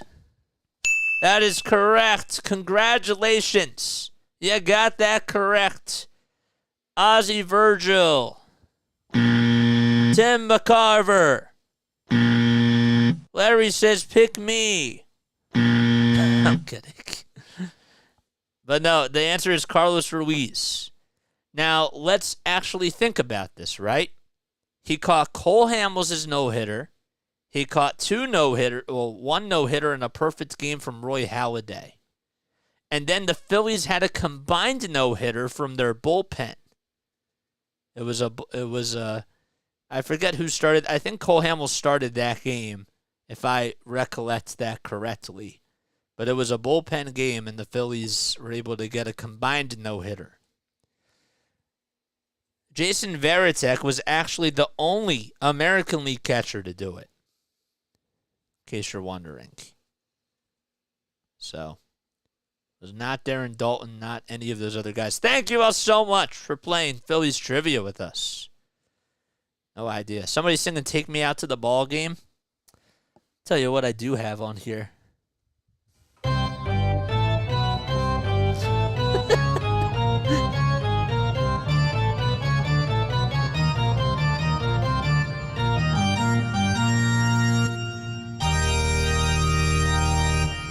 There we go.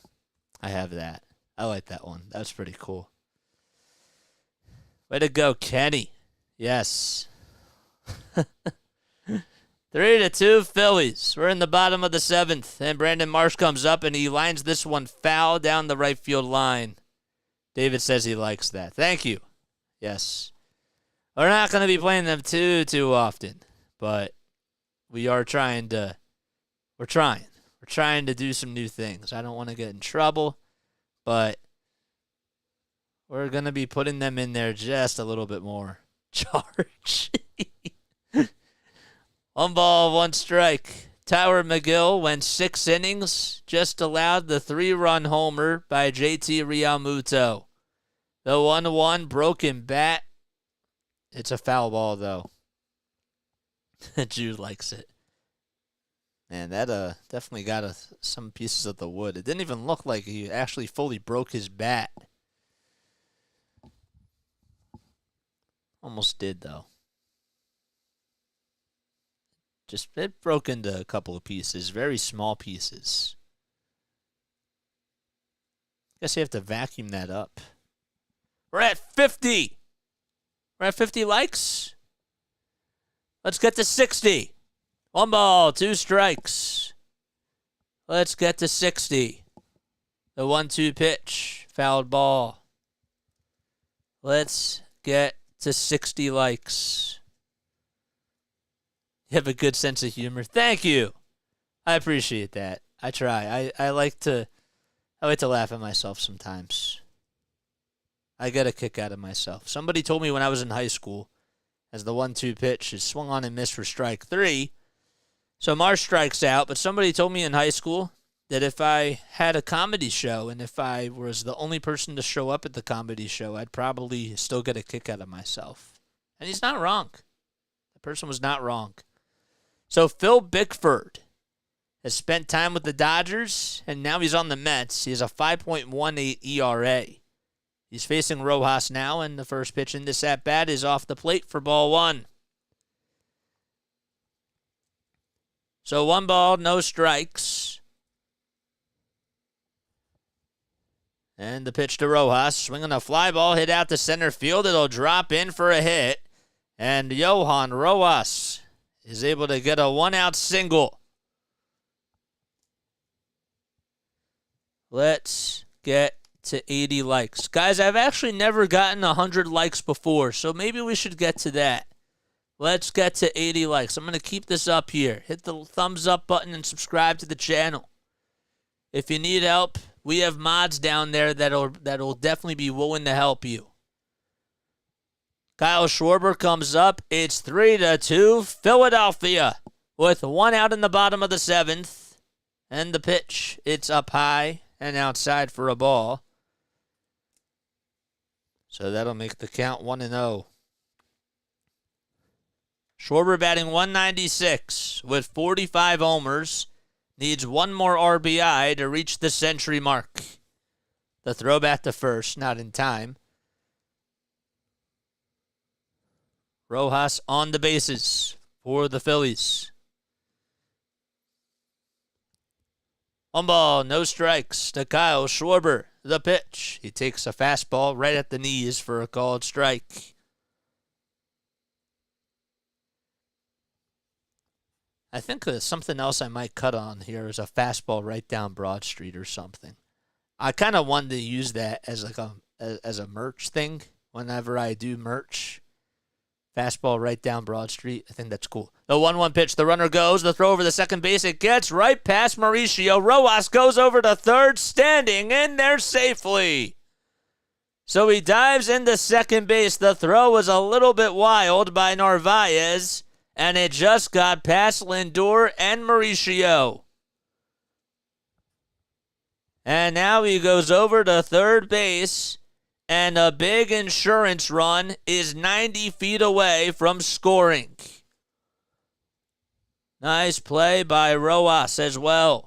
The 2-1 line drive over the head of the third baseman into left field, and Rojas will jog in to score. An RBI opposite field single for Kyle Schwarber, and the Phillies lead it 4-2. Well, he didn't even hit it that hard, just got it over Beatty's head, and Beatty didn't even flinch. He didn't even jump. Nothing.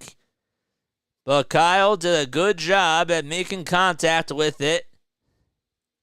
And it's 4-2 Philadelphia.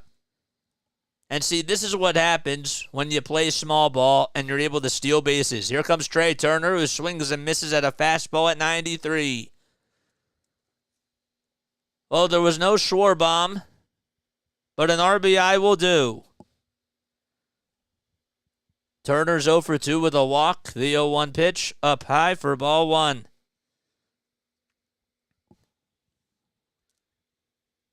One out in the bottom of the seventh inning. Phillies lead it 4-2. Fans standing on their feet for Trey Turner again. The pitch, swing and a miss. An off-speed pitch at 85 miles per hour.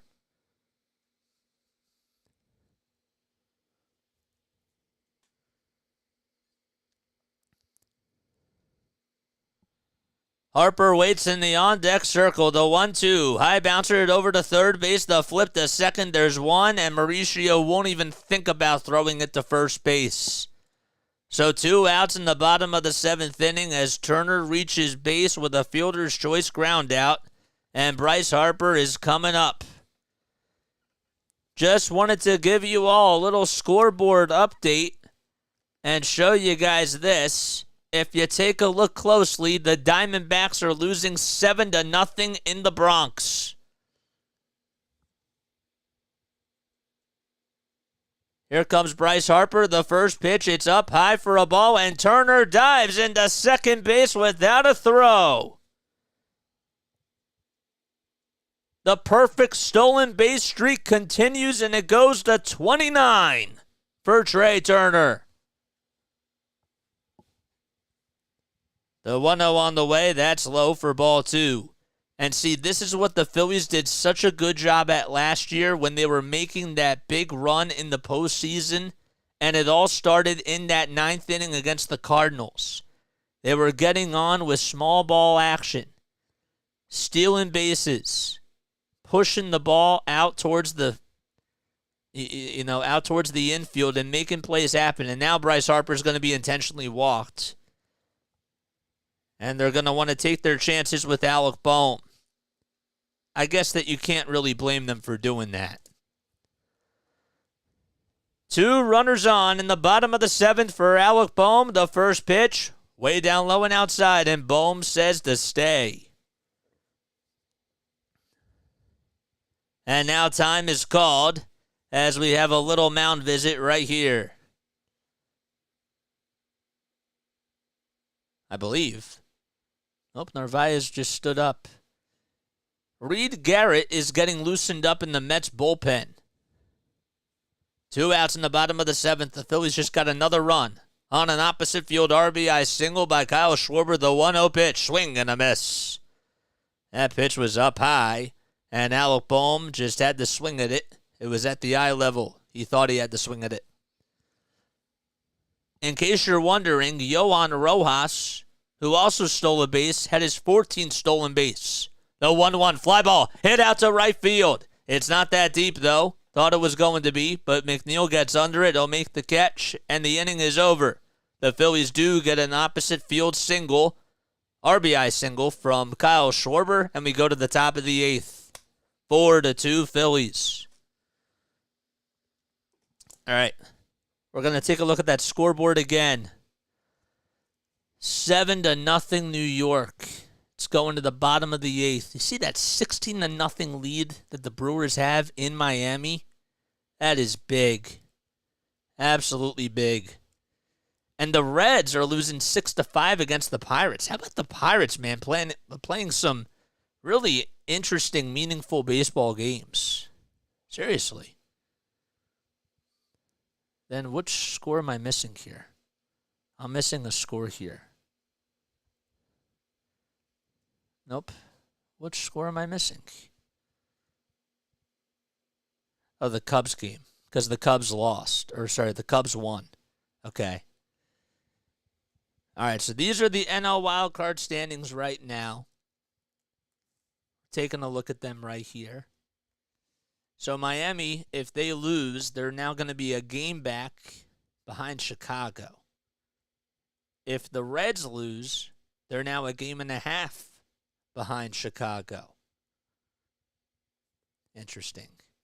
Giants play later tonight on Apple TV, and the San Diego Padres are on a 7-game winning streak. They have an outsider's chance. Going back to the live stream. There we go. Hello, people. Beautiful faces. Hello. Sip of water time.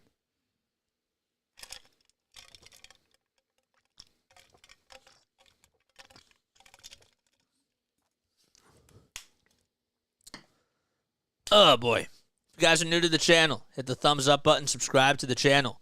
We are at 100 people watching. Let's get to 80 likes. Let's do this. My name is Jason Joseph. For those of you that are just tuning into the channel, I hope you're all having yourselves a fantastic like. Hello, what all do you stream? I do Phillies baseball, Sixers basketball, Flyers hockey, and Eagles football. Play-by-play, man. That's what we do. Can't show the game, unfortunately. Man, that cheese stick looks so good from Trisha Whitaker. That looks so good. So, yes. So that's what we do on here, man. We go to the top of the 8th. The Phillies the Phillies are up 4-2, excuse me. And the first pitch by Gregory Soto is a high strike. Looked a little bit up high, but Black Knee calls it a strike. And it's an 0-1 count. Phillies are 6 outs away from decreasing the magic number down to 4. The 0-1, swing and a miss. So Francisco Alvarez is pinch hitting, and Gregory Soto is on the mound as a 4.76 ERA, 57 strikeouts, and 56.2 innings of work. Opponents are batting .210 against him, and he's allowed 21 walks as well. So Alvarez pinch hitting for Omar Narvaez. The 0-2 on the way. Swing and a miss. 100 miles per hour on the gun. Good morning, good afternoon, and good night to Francisco Alvarez. And there's one gone in the top of the 8th. The high heat coming to life.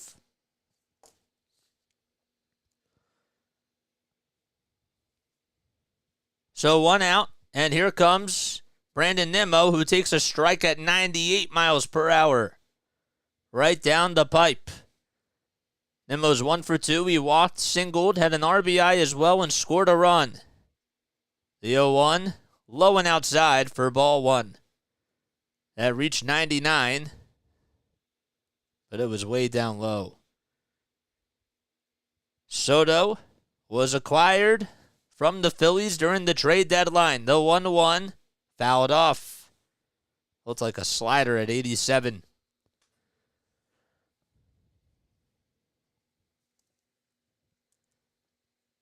So 9-1-2 were due up for the Mets in this 8th inning. Lindor waits in the on-deck circle. It's 1-2 to Brandon Nimmo. And time is called really quickly. There was about a second left on the pitch clock, and JT will run on over to the mound to talk things over with Soto.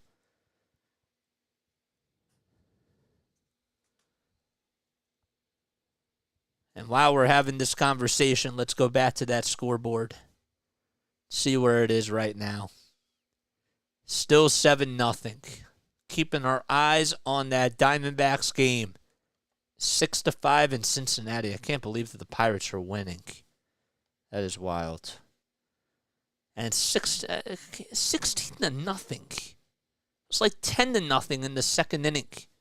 The 1-2 pitch. Line drive, foul ball. 101 miles per hour. Oh, man. He is throwing the heat. Jeff Hoffman getting loosened up in the Phillies bullpen. The 1-2 on the way. Ground ball pulled over towards the first base side. Stott has it. Throws it over to first, and there's 2 outs. And the Phillies are 4 outs away from getting another win and cutting the magic number down to 5. Cutting the magic number down to 4 for getting a playoff spot.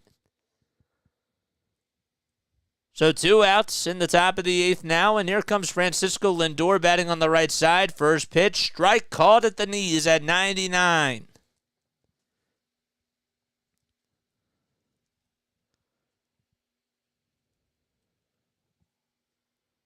The 0-1 on the way. Fly ball that's hit out to left field. It's carrying. Going back to the track is Marsh. Does he have enough room? He does not. It goes into the flower bed.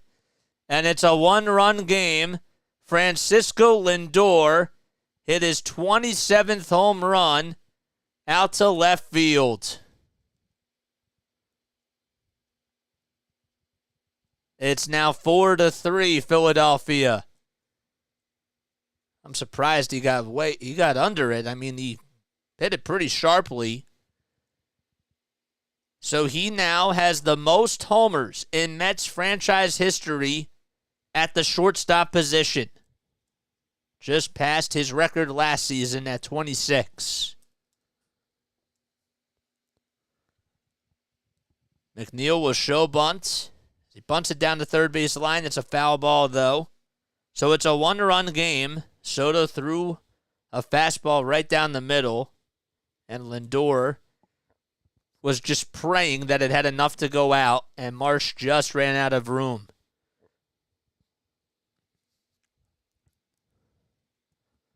The ball's 1 strike. 8 seconds left on the pitch clock. The 0-1 on the way.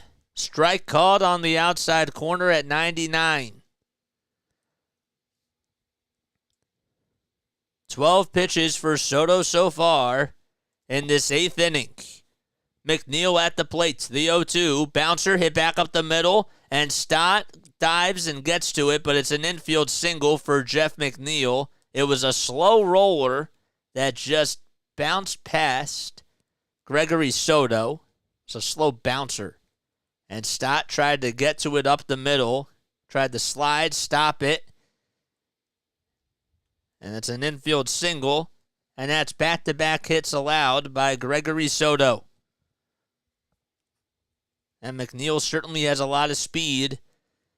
And the polar bear is coming up to the plate. You wonder if Rob Thompson's going to make a move and go with the righty. And he will. So Soto's night is done, and that's the right move. You want to put in Jeff Hoffman to face him. I don't blame him. We have a pitching change, and the Phillies will be right back. 4-3 is the score. Streaming Eagles now. Yes. Yes, we do. Thank you, Royce. Thanks for subscribing to the channel, man. I appreciate that. I really do. 100 people on here. Phillies, my second favorite team. Let's go. Let's go, man. Let's go. Phillies, my only favorite team. It's all good news right now. It's okay. We got this. I'm still catching up to the chat. Picking up dinner at Wawa. Hold down the fort. Uh-oh. You're going with the shore bomb. Oh, man. Oh, boy. It's tough. Smash TV Media. Tata Garcia. Thank you all so much for coming on here and for subscribing to the channel. I appreciate it so much. Love each and every one of you. Luciferian says, good move, Skip. That was it's the right move. You have to go with Jeff Hoffman here. There's no doubt about it. Soto's starting to get rocked, and you want to go with your best weapon from the bullpen as of right now on him. Oh, the Marlins got a run. Oh, boy. Diamondbacks going to the 9th. Let's see who's up. We're going to the 9th.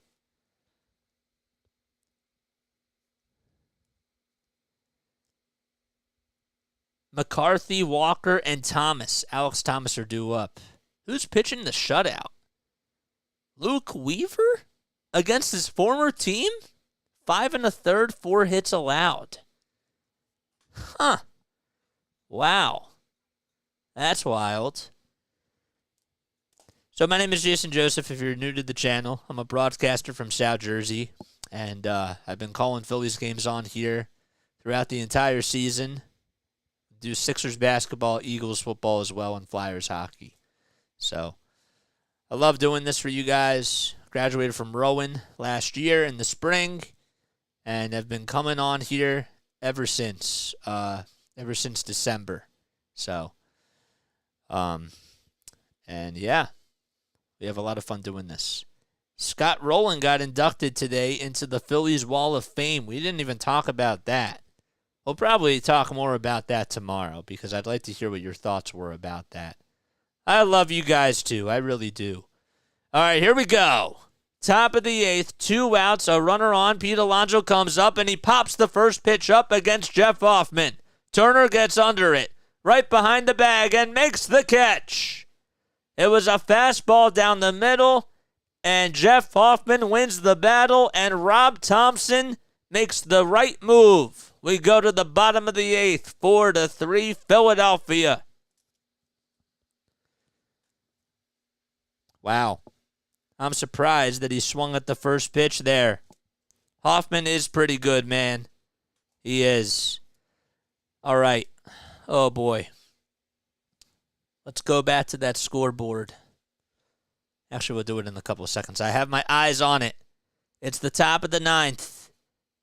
Diamondbacks are down 7-0 against the Yankees. So if the Diamondbacks lose, the number 1 wild card spot magic number goes down to 5. And we're ready to press that button any minute. And then if the Phillies win on top of that, it goes down to 4. And clinching the playoff spot, or clinching a playoff spot, also goes down to 4 as well. Oh, boy. Tough. 3 more. 3 more. 1 out. Oh, 1 out in the Diamondbacks game. McCarthy fouled out to third. Wow. Oh, boy. I'll take at least 1 more insurance run, says Luciferian.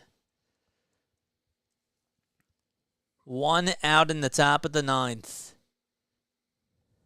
Wow. First pitch to Christian Walker. It's inside. Okay. This is cool. This is the best time of the year, guys. It's getting cold outside. People are in their sweaters and their long sleeve shirts. October baseball. Pumpkin spice coffee with football. It's great. It's my favorite time of the year. Favorite season, fall. Love it. Let's take a sip of water.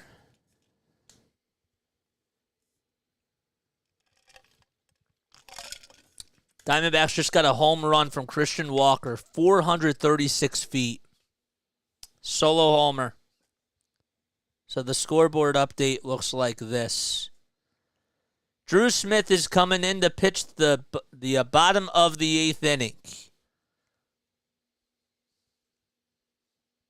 Where's the Diamondbacks game?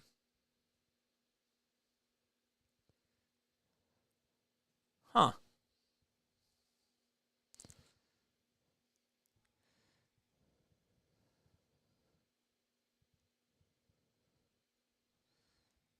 All right, I'll have to fix that later. Apologize about that. All right.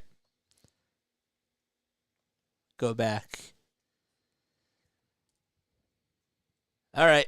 Bryson Stott's up at the plate. The count is 0-1. The pitch.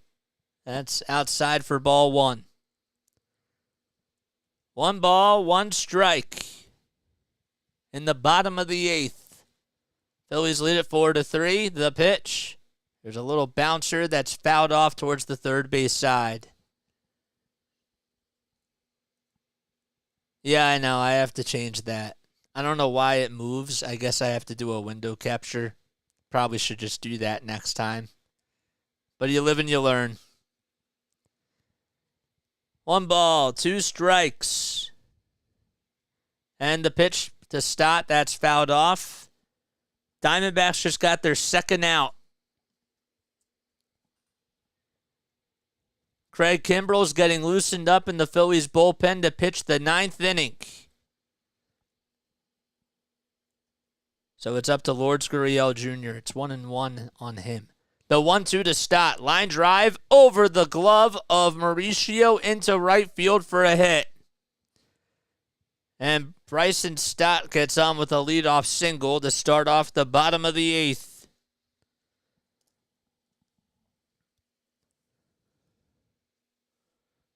Here comes JT, who hit a 3-run homer his last time up. Diamondbacks down to their final strike. Oh, boy. Okay. JT's up at the plate. There's a runner at first. That's Bryson Stott. He had a 3-run home run to give the Phillies a 3-2 lead, and he takes the first pitch up high for a ball. Gurriel struck out.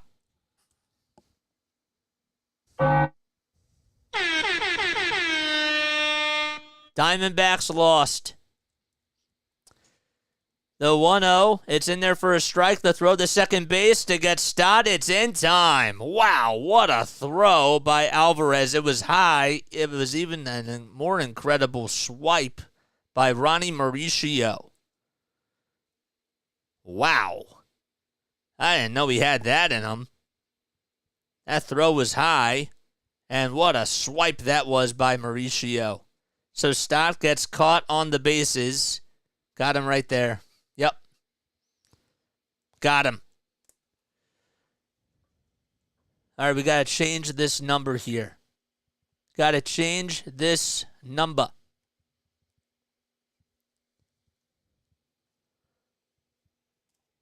Wow. How about that? So Stott got caught. It's now 1-2 to JT. The pitch. Fouled back. And it goes out of play. If you're watching, please like. Great content. Thanks, man. Told you the Diamondbacks wouldn't make it to that late in the game. Let's go. Cut the magic number down to 5 for that number 1 wild card spot.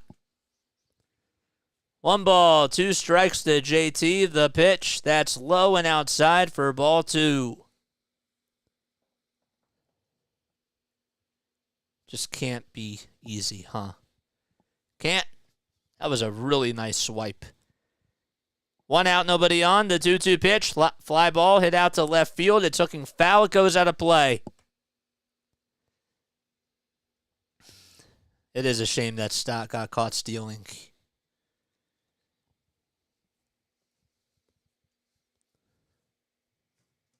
So the magic number for the Phillies to get a playoff spot is at 5.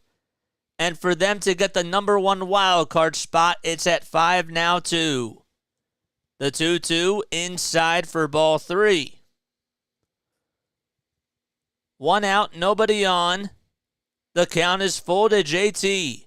The 3-2 pitch. Line drive over to right field. It's caught, though, by Jeff McNeil as he played it perfectly. And there's 2 outs now.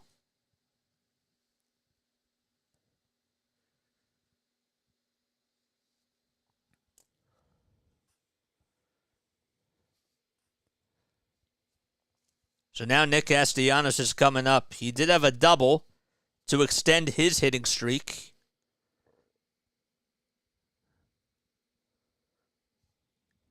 First pitch to Nick. Swing and a miss. Oh, boy. Tried to go for the fences on that swing, but certainly got fooled.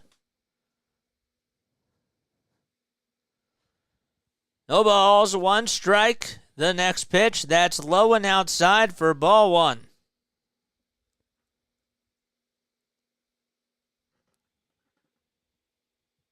Again, the Cubs did win today. They shut out the Rockies 6-0. The 1-1 on the way. That's at the knees for a called strike. And the count is 1-2. Castellanos with 28 homers this season, 103 RBI, and a 274 average. The pitch by Smith. That's low for ball 2.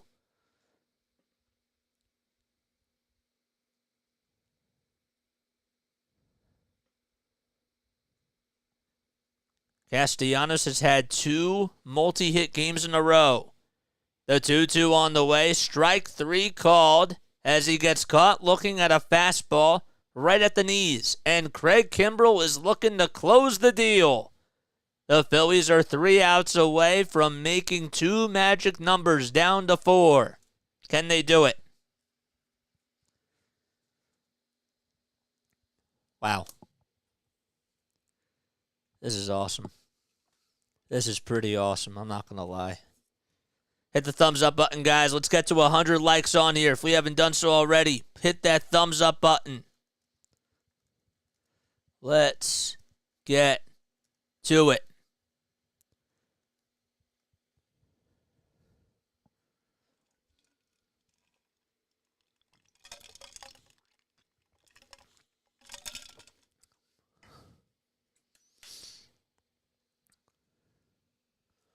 Does this game still have a chance of going over 9 points? Says who? It says who. I get it. I mean, it certainly does, but you hope it doesn't because the Phillies want to try to win it in the 9th. Let's get to 100 likes, guys. If you're new to the channel, my name is Jason Joseph. This is Play-by-Play with JJ. Hope you all are having yourselves a great night. I give you this content for free. We do Phillies baseball, Sixers basketball, Flyers hockey, and Eagles football on here. Let's get to it. 119 people and only 56 likes. What are we doing, guys? What are we doing? Hit that thumbs up button and subscribe. Let's get to 100. This is unbelievable. All right. We go to the top of the 9th. Craig Kimbrell is coming in, and the Phillies are 3 outs away from making 2 magic numbers down to 4. So if the Phillies win, the magic number goes down to 4 for that number 1 wild card spot. And it goes down to 4 for clinching just a regular playoff spot, too.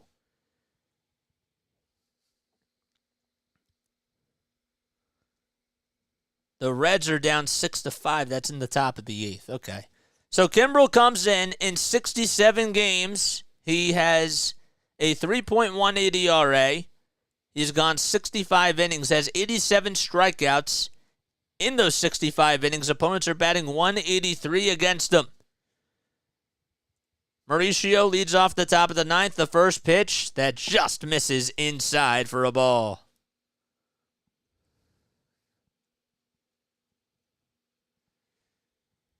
One ball, no strikes. Kimbrell gets set at the letters, winds up, delivers the pitch. It's down low and inside for ball 2. Goes to 3 for playoff berth with the Marlins loss. No, it doesn't. Because the Cubs won. The Cubs won today, so it doesn't matter. The 2-0 pitch, fly ball, it's it out to right field. Castellanos on the run towards home plate. He gets under it, and he just makes the catch. So Kimbrell was behind in the count and threw a good pitch, and there's one away in the top of the 9th. Feel free to leave a super chat, man, for sure. Feel free to do it. Definitely don't have to, but feel free to do it. See where this pitch was, right down the middle, too, and Mauricio was definitely late. He's going to be a heck of a ball player, though, one day. Here comes Brett Beatty. 1 out, nobody on. The pitch outside, way outside for a ball. So Beatty is 0 for 3 with 3 groundouts. Has 8 homers this season. and 31 RBI. The 1-0 pitch. That's popped up, but it's fouled behind the plate.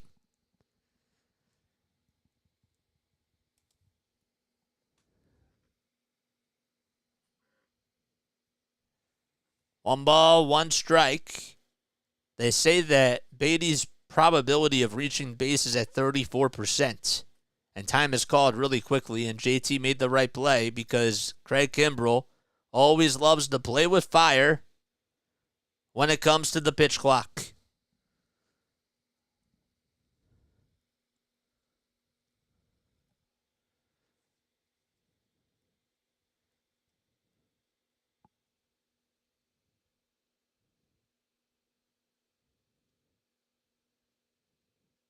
Oh, I see what you're saying. You're right. The 1-1 on the way, swing and a miss. You're right.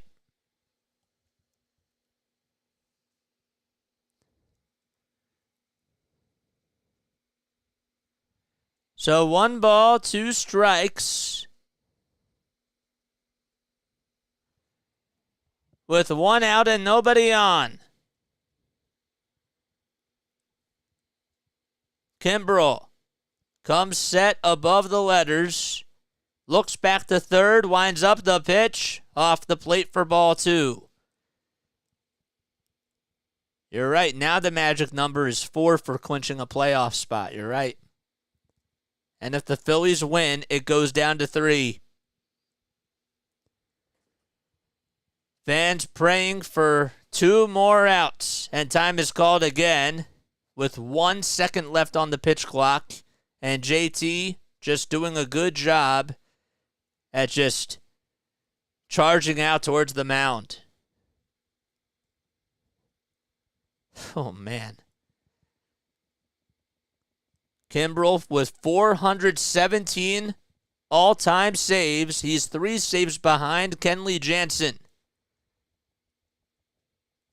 2 balls, 2 strikes. 8 seconds left on the pitch clock. The 2-2 on the way to Beatty. Fly ball, it's hit out to center field. Going back onto this Rojas. He looks up, and it's a tie game.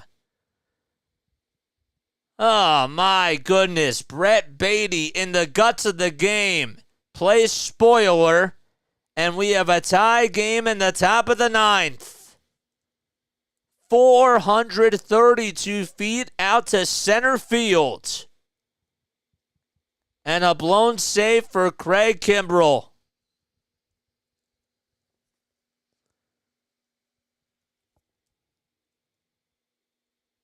Just see the high fives going around the Mets dugout.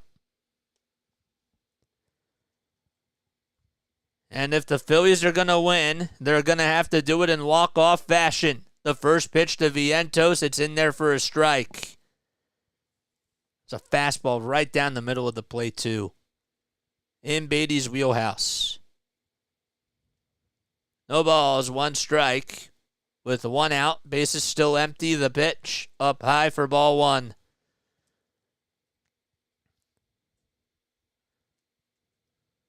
think he was looking over at Pete Alonso. And Alonso gave him high fives in the dugout. And they were showing him because he probably said something. The 1-1, fouled off. So Vientos is 0 for 3 with 3 flyouts, 2 to center, 1 to right.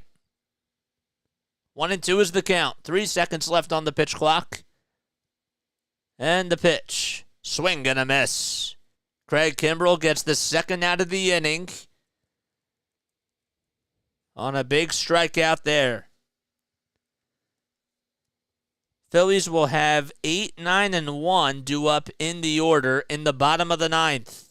It'll be Marsh, Rojas, and Schwarber. That baseball shot was absolutely crushed. Right towards the sun side iced tea spot.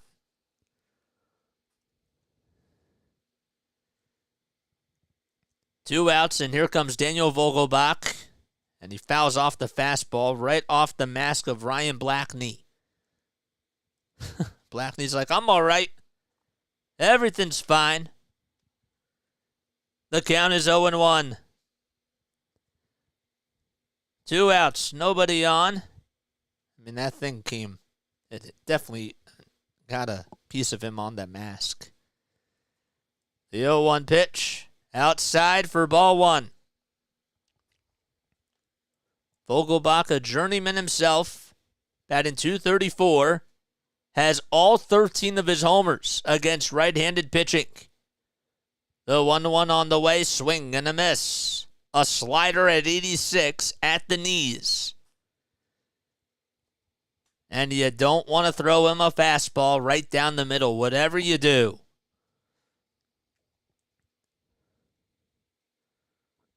Two outs and nobody on in the top of the 9th.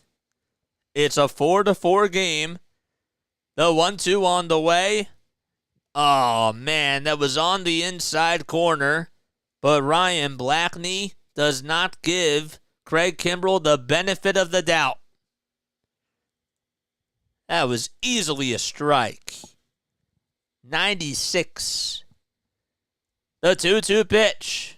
Nope, that misses. A slider at 86. Everybody's sitting back down as the count is full to Vogelbach.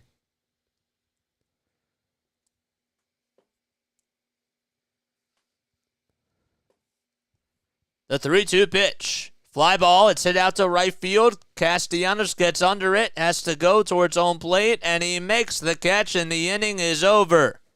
Vogelbach just missed a home run, and he knew it. However, Brett Beatty did not miss a home run as he hit a ball out to center field, and we go to the bottom of the 9th, tied up at 4 apiece at the bank. Wow. Can't believe it. That's tough, man. Let's go, man. Aaron Judge is here. Wow. Aaron Judge, we love you. I guess that's what you get for taking your best pitcher out. What's up, JJ? Wiz Khalifa's here. What a game, man. What a game. Oh, man. What's up, everybody? How we all doing? So the Marlins did lose. So that means that the Phillies' magic number is down to 4 for clinching just any regular playoff spot.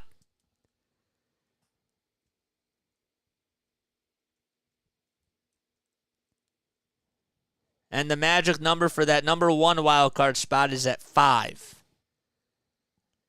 So if the Phillies win, the magic number for them getting a playoff spot goes down to 3, and the number 1 wild card spot is at 4.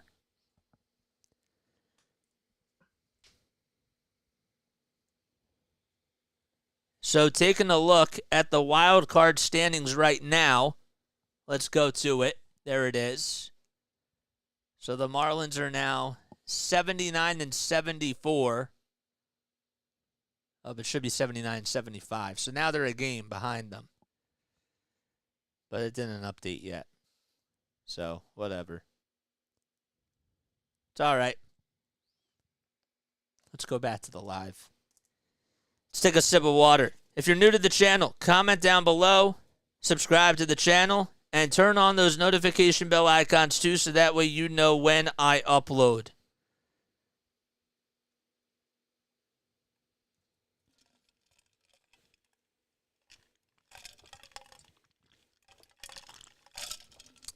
The Mets have scored 2 runs in the past 2 innings.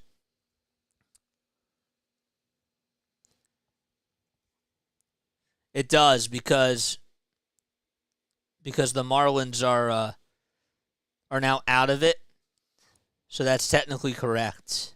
Because they're not out of it, but like now they're not in 3rd place anymore. They're in 4th place in the wild card standings. So it does affect that.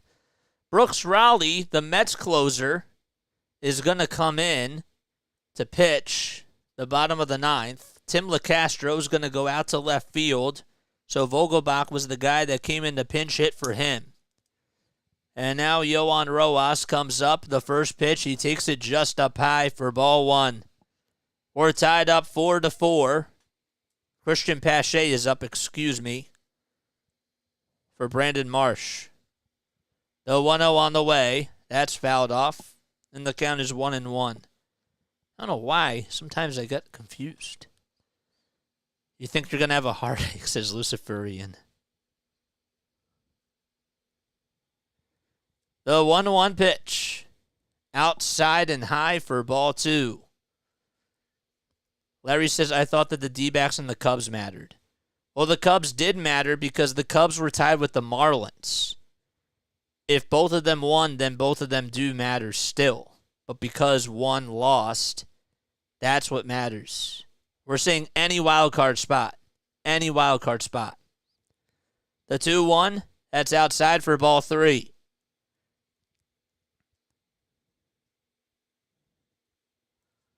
Three balls, 1 strike. The next pitch, inside, it misses for ball 4, and the winning run is over at first.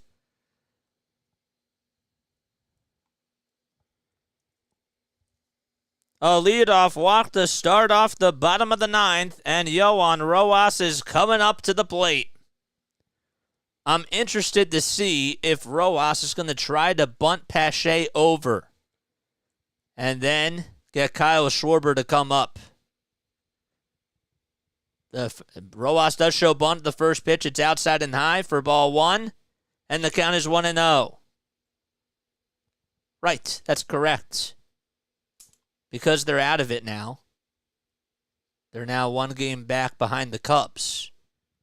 That's correct. The 1-0, that's bunted down over towards the first base side. Good bunt laid down. Rowley throws it over to first, and Rojas is out, but the sacrifice is complete. And Kyle Schwarber's coming up to the plate. A nice bunt by Rojas as he was just able to get it down that first base line. Rowley had to go from the mound towards the first base side to get to it. And now there's a runner in scoring position. They will pitch to Schwarber here. Fan standing, the first pitch fouled off.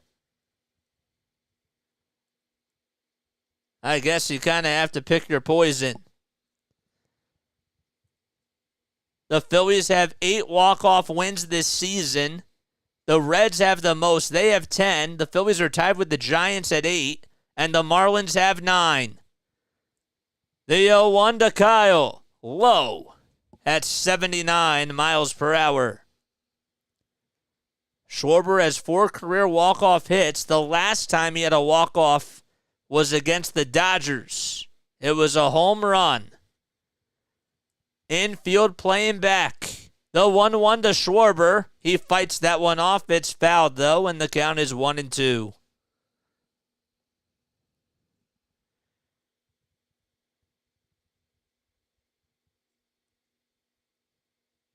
Can the Phillies walk it off here and ring the bell? 1 ball, 2 strikes to Kyle Schwarber on a very windy Friday night in Philadelphia. Pache leads off at second. Dances off the bag, the 1-2 pitch. Ground ball pulled over towards the first base side. Mauricio has it, throws it underhanded over to Vientos, and there's 2 outs. But Pache goes over to third.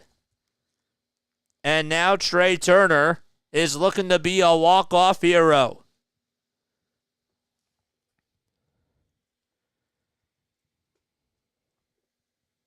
Turner walked in the first. Flied out to center in the third, grounded out to second in the 6th, and grounded into a fielder's choice in the 7th. He steps into the box. The first pitch to Trey is taken for a strike. That looked like it was a little bit outside. Turner's OPS at 778. And he's looking to get his 76th RBI of the season. No balls, 1 strike. Rowley comes set, lines up the pitch. Broken background ball, hit over to third. The throw to first by Beatty. It's in time. And Turner's out by half a step. And we play on and go to extra innings. Time to go to the top of the 10th. As the Phillies and the Mets are tied 4-4. I need a sip of water. Man.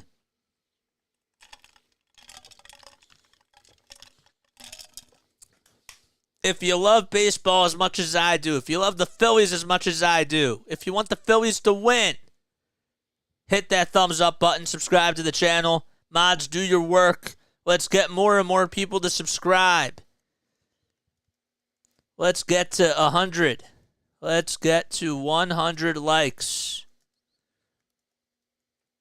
And hit that sub button, man. All right. Where is... And of course, I don't know where... There it is. My scorebook's right here. There we go. 145 people on here. Hit that thumbs up button, man. My name is Jason Joseph. This is Play-by-Play with JJ. I've been doing this for, 9 months. 9 months. I had to think about that for a second. I've been doing this for 9 months and have been having a blast doing this. Sixers basketball, Phillies baseball, Flyers hockey, and Eagles football. That's what we do on here, man. That's exactly what we do. All right, so... In the 10th inning, the ghost runner is gonna be LeCastro, because he made the last out. So LeCastro is gonna be the ghost runner, and then it'll be Francisco Alvarez that comes up to the plate. This is what baseball's all about. Let's go. Oh man, let's go. Excuse me.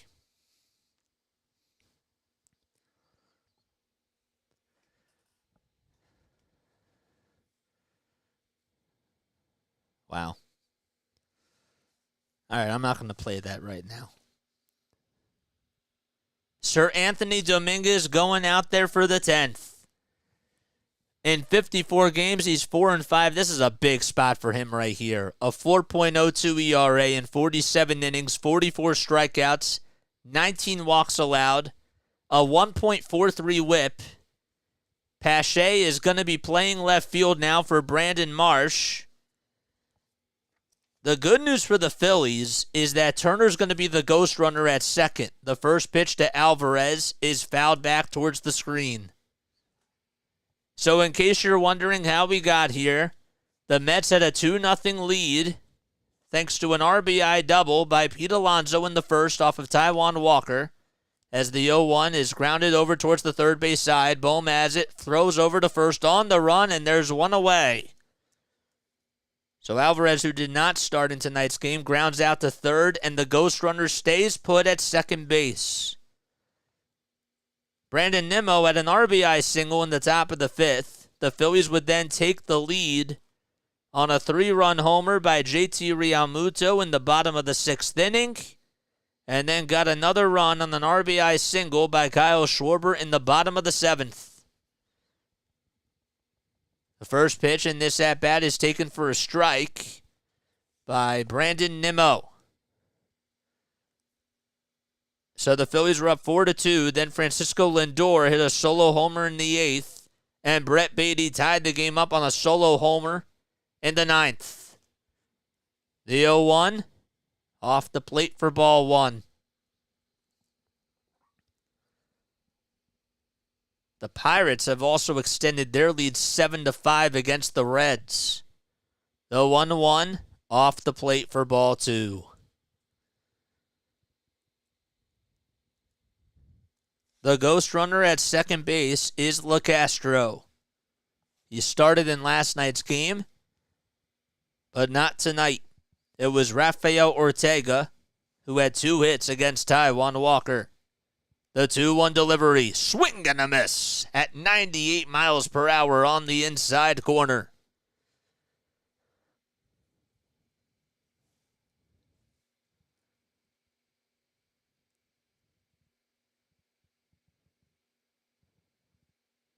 Sir Anthony Dominguez comes set at the letters, kicks, winds up, delivers, and it's fouled off towards the left field side. It goes out of play. My hometown team, Lancaster Barnstormers, are about to win the North Division of the Atlantic League. My dad went to go see the Barnstormers this year in a best-of-5 series. They're leading 7-2 in the top of the ninth. That's really cool. The 2-2 pitch upstairs for ball 3. Remember to like and subscribe, guys. There we go. All right, 4-4. Dude, I stopped watching and am just listening with a handful of cheesies and a frosty ginger beer. The 3-2 pitch. It's popped up over towards the first base side and foul ground, and that one goes out of play. Need some static, and it'd be perfectamundo. I need crowd noise. That's what I need. And I can't get organic crowd noise because it's not good. Has to be organic. That hit the bat boy, the Phillies bat boy in the dugout. JJ Squad, what's going on? Favorite Phillies or Mets? Phillies, man. 3 balls, 2 strikes, and the payoff pitch to Nimmo, up high and outside for ball 4. And he'll go over to first. So Nimmo walks, and Francisco Lindor, who homered in the 8th inning, is due up. On deck is Jeff McNeil. Lindor's homer was right into the flower bed from the right side. He's batting on the left side this time around, and he takes a strike on the outside edge of the plate for a called strike. Lindor's average at .251. He has 27 homers, an 89 RBI, and a .787 OPS. No balls, 1 strike. The 0-1 on the way. Check swing, foul ball into the glove of JT for strike 2. Ryan Blackney said that he just fouled it into the glove of Real Muto. Yep, got a piece of it. So the count is now 0-2. 2 runners on, 1 out, the 0-2 pitch. That's fouled back again behind the plate. Please hit that like button and please hit that subscribe button, guys. Appreciate it. Let's get to 100 likes. Firewing, 95, thanks for subscribing. The Phillies tonight are 2 for 10 with runners in scoring position. The 0-2 on the way, foul ball, just got a piece of it. The Mets are 2 for 5 with runners in scoring position tonight. The Phillies will have Harper, Bohm, and Stott due up, and the ghost runner will be Trey Turner in the bottom of the 10th because he made the last out. The 0-2 on the way. They say it's a ball. I can't believe that because that was on the outside corner of the plate. Oh, my gosh. It has been an awful day for the Blue tonight. Clearly a strike. 1-2 is the count. The next pitch, that's way off the plate. So the count is now 2-2 for Sir Anthony Dominguez. On deck for the Mets is Jeff McNeil. Alvarado has not pitched just yet. Just wanted to make sure I noted that. Walker got the start for the Phils, and Tyler McGill got the start for the Mets. 2-2 is the count. 16 pitches in this inning alone for Sir Anthony Dominguez. The 2-2 on the way, up high and outside for ball 3, and Lindor dropped his bat. I think he thought it was ball 4. And Lindor is looking over at the umpire, and he was taking his batting gloves off and was like, what just happened? Even the bat boy for the Mets came out there. So the count is 3-2. And we have a stoppage in play. It's been all 4-seamers in this at-bat except for the 4th pitch, which was a slider. What's he going to go with here? Comment down below. The count is full at 3-2. There's runners over at first and second. Nimmo's at first. And LeCastro's at second. And Turner is arguing with the second base umpire about something. I don't know what it is. Even Stott is saying something, and Rob Thompson's going to come out. What's going on? I am so confused. Thompson and Blackney are having some words with each other because Thompson wants an explanation on something. I guess because Francisco Lindor took off his batting gloves and he probably should be charged with a pitch clock violation or something. I have no idea.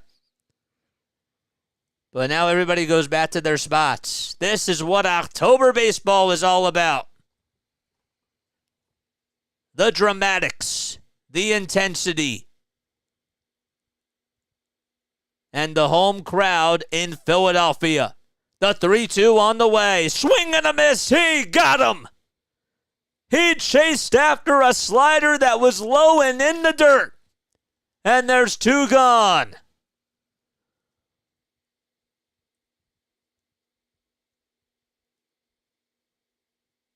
Well, you took a big gamble there. Lindor definitely bought into it. And that was way in the dirt. That is a huge out. Here comes McNeil, who swings and misses at a pitch that hits him. It definitely got him right in the abdomen area, but he swung on and missed at it. So the count is 0-1. Oh, it hit him right in the wickets. Oh, man. Oh, my gosh. Did he foul it off? I don't think he did. Oh, yeah, he did. He fouled it off, and it hit him right in the wickets. The 0-1, that swung on and missed. That is not comfortable whatsoever. No balls, 2 strikes, 2 outs, and 2 runners on in the top of the 10th inning. LeCastro at second, and Nimmo at first. No balls, 2 strikes, the 0-2. It's outside, way outside for ball 1.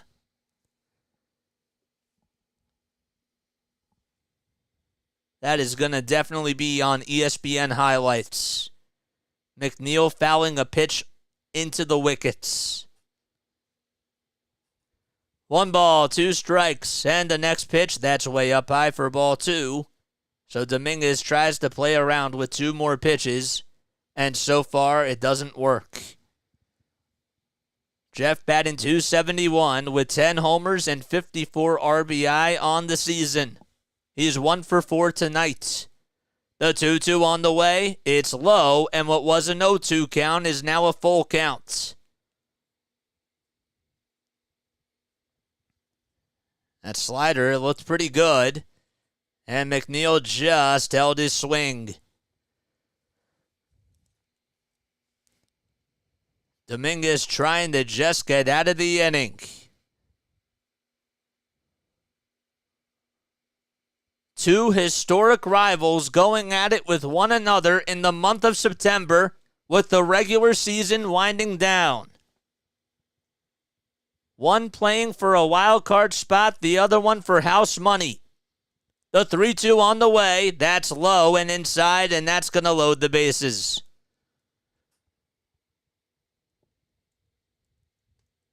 That was a slider, and it definitely did not look as deceiving that time. And now Pete Alonso is coming up. And if you're Rob Thompson here, I don't know what you do. Caleb Cotham is going to have a conversation with Sir Anthony here. And I think now is a good time to state that the Reds, they're down 7-5.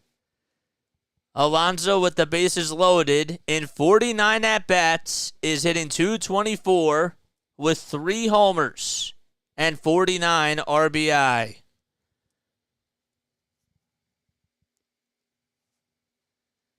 So LeCastro was the ghost runner. Alvarez grounded out to third. Nimmo walked. Lindor struck out. And McNeil just walked, and Pete Alonso is up. 24 pitches in this 10th inning for Seranthony Dominguez, with a sold-out crowd at Citizens Bank Park. Dominguez wearing the chain necklace, standing on the rubber with the pinstripes all over. The first pitch, fouled back. Oh, he gave him a fastball right down the middle at 98, and Alonso was not ready for it.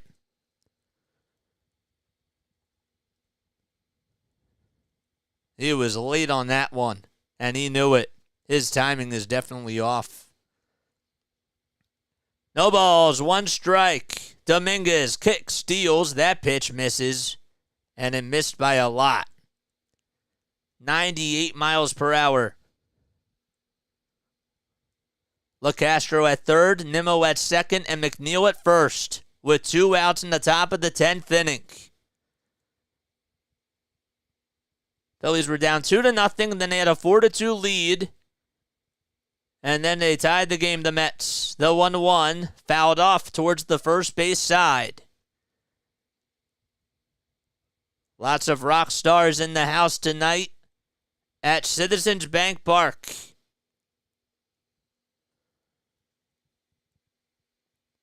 One ball, 2 strikes to Pete Alonso. The 1-2 pitch. It misses badly outside and low. Good job by JT to show off his reflexes and just keep that ball out in front of him. So the count is now 2-2. The bell is red tonight. The wind is blowing in. And Alonso calls for time.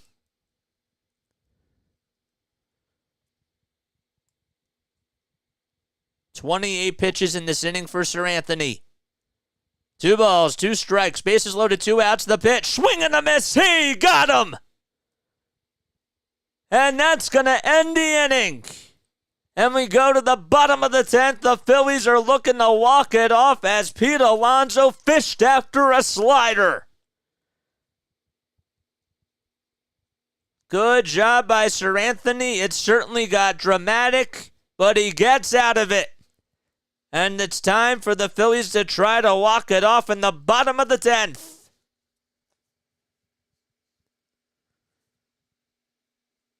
That's 2 at-bats in a row where Alonso just really struggled. Keep subscribing. Rising Rhino's here. What's up, Rising Rhino? How we all doing? Oh, man. Let's take a sip of water, guys. We have to keep the energy up there.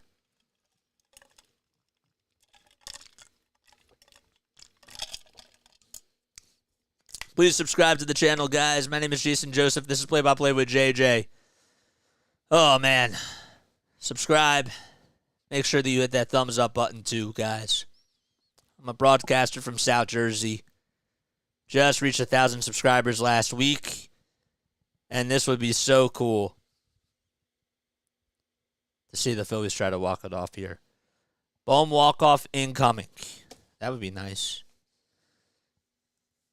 So Harper's coming up, and Turner is the ghost runner at second. So now if you're Buck Showalter, who do you go with here? That's the question.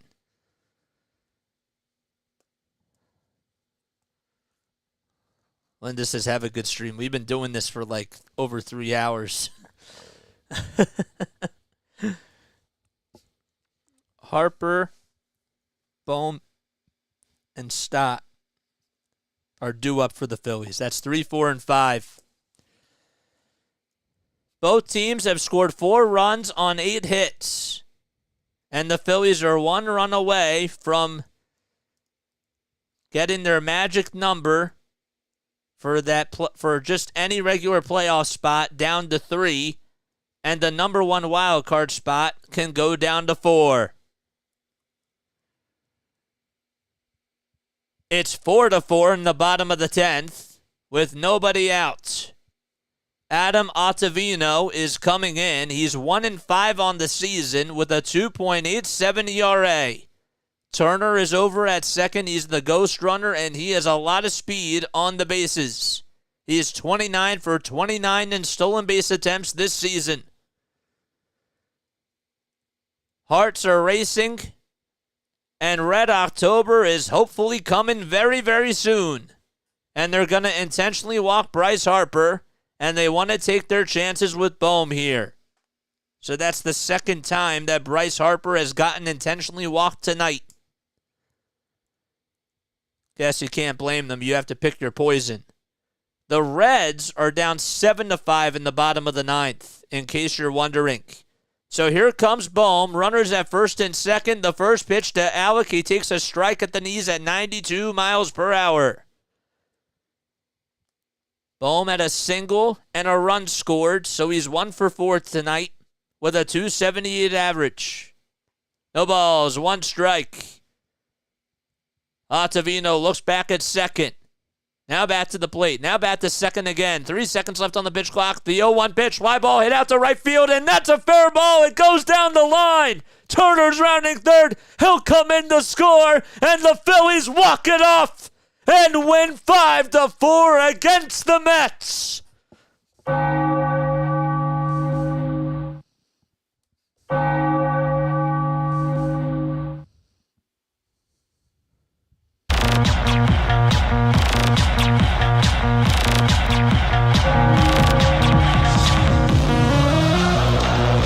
They did it! Cut the magic number down.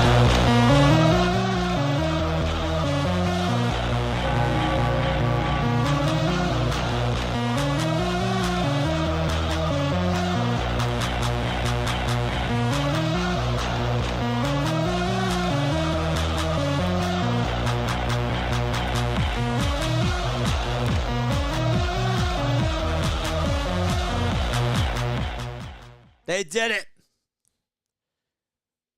Awesome. Let's go. Let's go, baby. Let's go, man. What a swing that was by Bowman. Opposite field RBI single right down the line, and the Phillies come back and win by a final score of 5-4. That is unbelievable. And Turner just cruised in to score as well. So now the magic number to clinch the number 1 wild card spot goes down to 4. And to clinch any playoff spot, it goes down to 3. That is awesome. Absolutely great for Alec Bohm. What a moment, too. What an absolute moment. Teeth-clenching, stressful big win. Ring that bell, baby. That is awesome. Love the sound effects. Great energy. This was awesome, man. Bohm got the Gatorade poured right on him. And Bryce Harper sharing some laughs with him and Brandon Marsh. Man, Red October is going to be a lot of fun doing this, man. The hunt for Red October. Oh, man, I have chills now. I have chills down my spine. Oh, it feels so good. Alec Bohm, the walk-off hero tonight for the Phillies as they come back and win by a final score of 5-4. Give Sir Anthony Dominguez a lot of credit for battling through the adversity in that 10th inning and just holding the fort down. Got a big strikeout against Francisco Lindor and an even bigger one against Pete Alonso. Man, what a ball game. And JT Realmuto, let's not forget about JT, man. How about him? A big 3-run home run in that bottom of the 6th inning to get the Phillies back into this game. That's what you got to look for as well. We're going to be back on tomorrow night. This is awesome. Absolutely incredible. We'll be back on tomorrow night, guys. Batting lineup is deep. God bless the Phils. Good game till next time. Go Phillies. They were favorites, says Crystal and Dan. Awesome broadcast, awesome game, a real nail-biter. Thanks, Mom. Shout out to my mom. She's the best. Guys, we need one more subscriber to get to 1,070. If you haven't hit that thumbs up button, what are you waiting for? If you haven't hit that subscribe button, what are you waiting for? Man, this energy, unbelievable. Hit like before you leave. I was going to say hit that like button like you've never hit that like button before. Smash the like before you go, says Hardcore for All. Yes. All right. I do want to see really quickly just the final updates on the score or on the final score really quickly. So just bear with me for 1 second. So the Phillies win 5-4 as they're able to walk it off. Sir Anthony Dominguez gets his 5th win of the season. He's now 5-5. He went 1 inning, allowed 2 walks, and had 2 big strikeouts. And Adam Ottavino got charged with his 6th loss of the season. We did it. We reached 1,070. Let's go. All right, till next time, JJ. All right, guys, Lila Tov. I'll see you all tomorrow afternoon. 4:05, man. 4:05 p.m. Eastern Time. Hope to catch you all there. What a great game for the Phillies. Just checked in on the score. Had to step away from the game for a while. So bummed I missed the call. Roll the tape back, man. Enjoy, everyone. The Reds did lose. The Reds lost? Even though it doesn't really matter for the Phillies' sake, because what does matter is these 2 magic numbers, baby. 4 and 3. Oh, man. They could cut down the magic number for clinching a playoff spot to 1 tomorrow. And possibly the 2 for clinching the number 1 wildcard spot. That is crazy. Wow. Unbelievable. Red October, here comes the Phillies. Let's go, baby. All right. Love it, Tove, everyone. We're going to rest the voice and we're going to sleep well tonight. Love you all. Good night.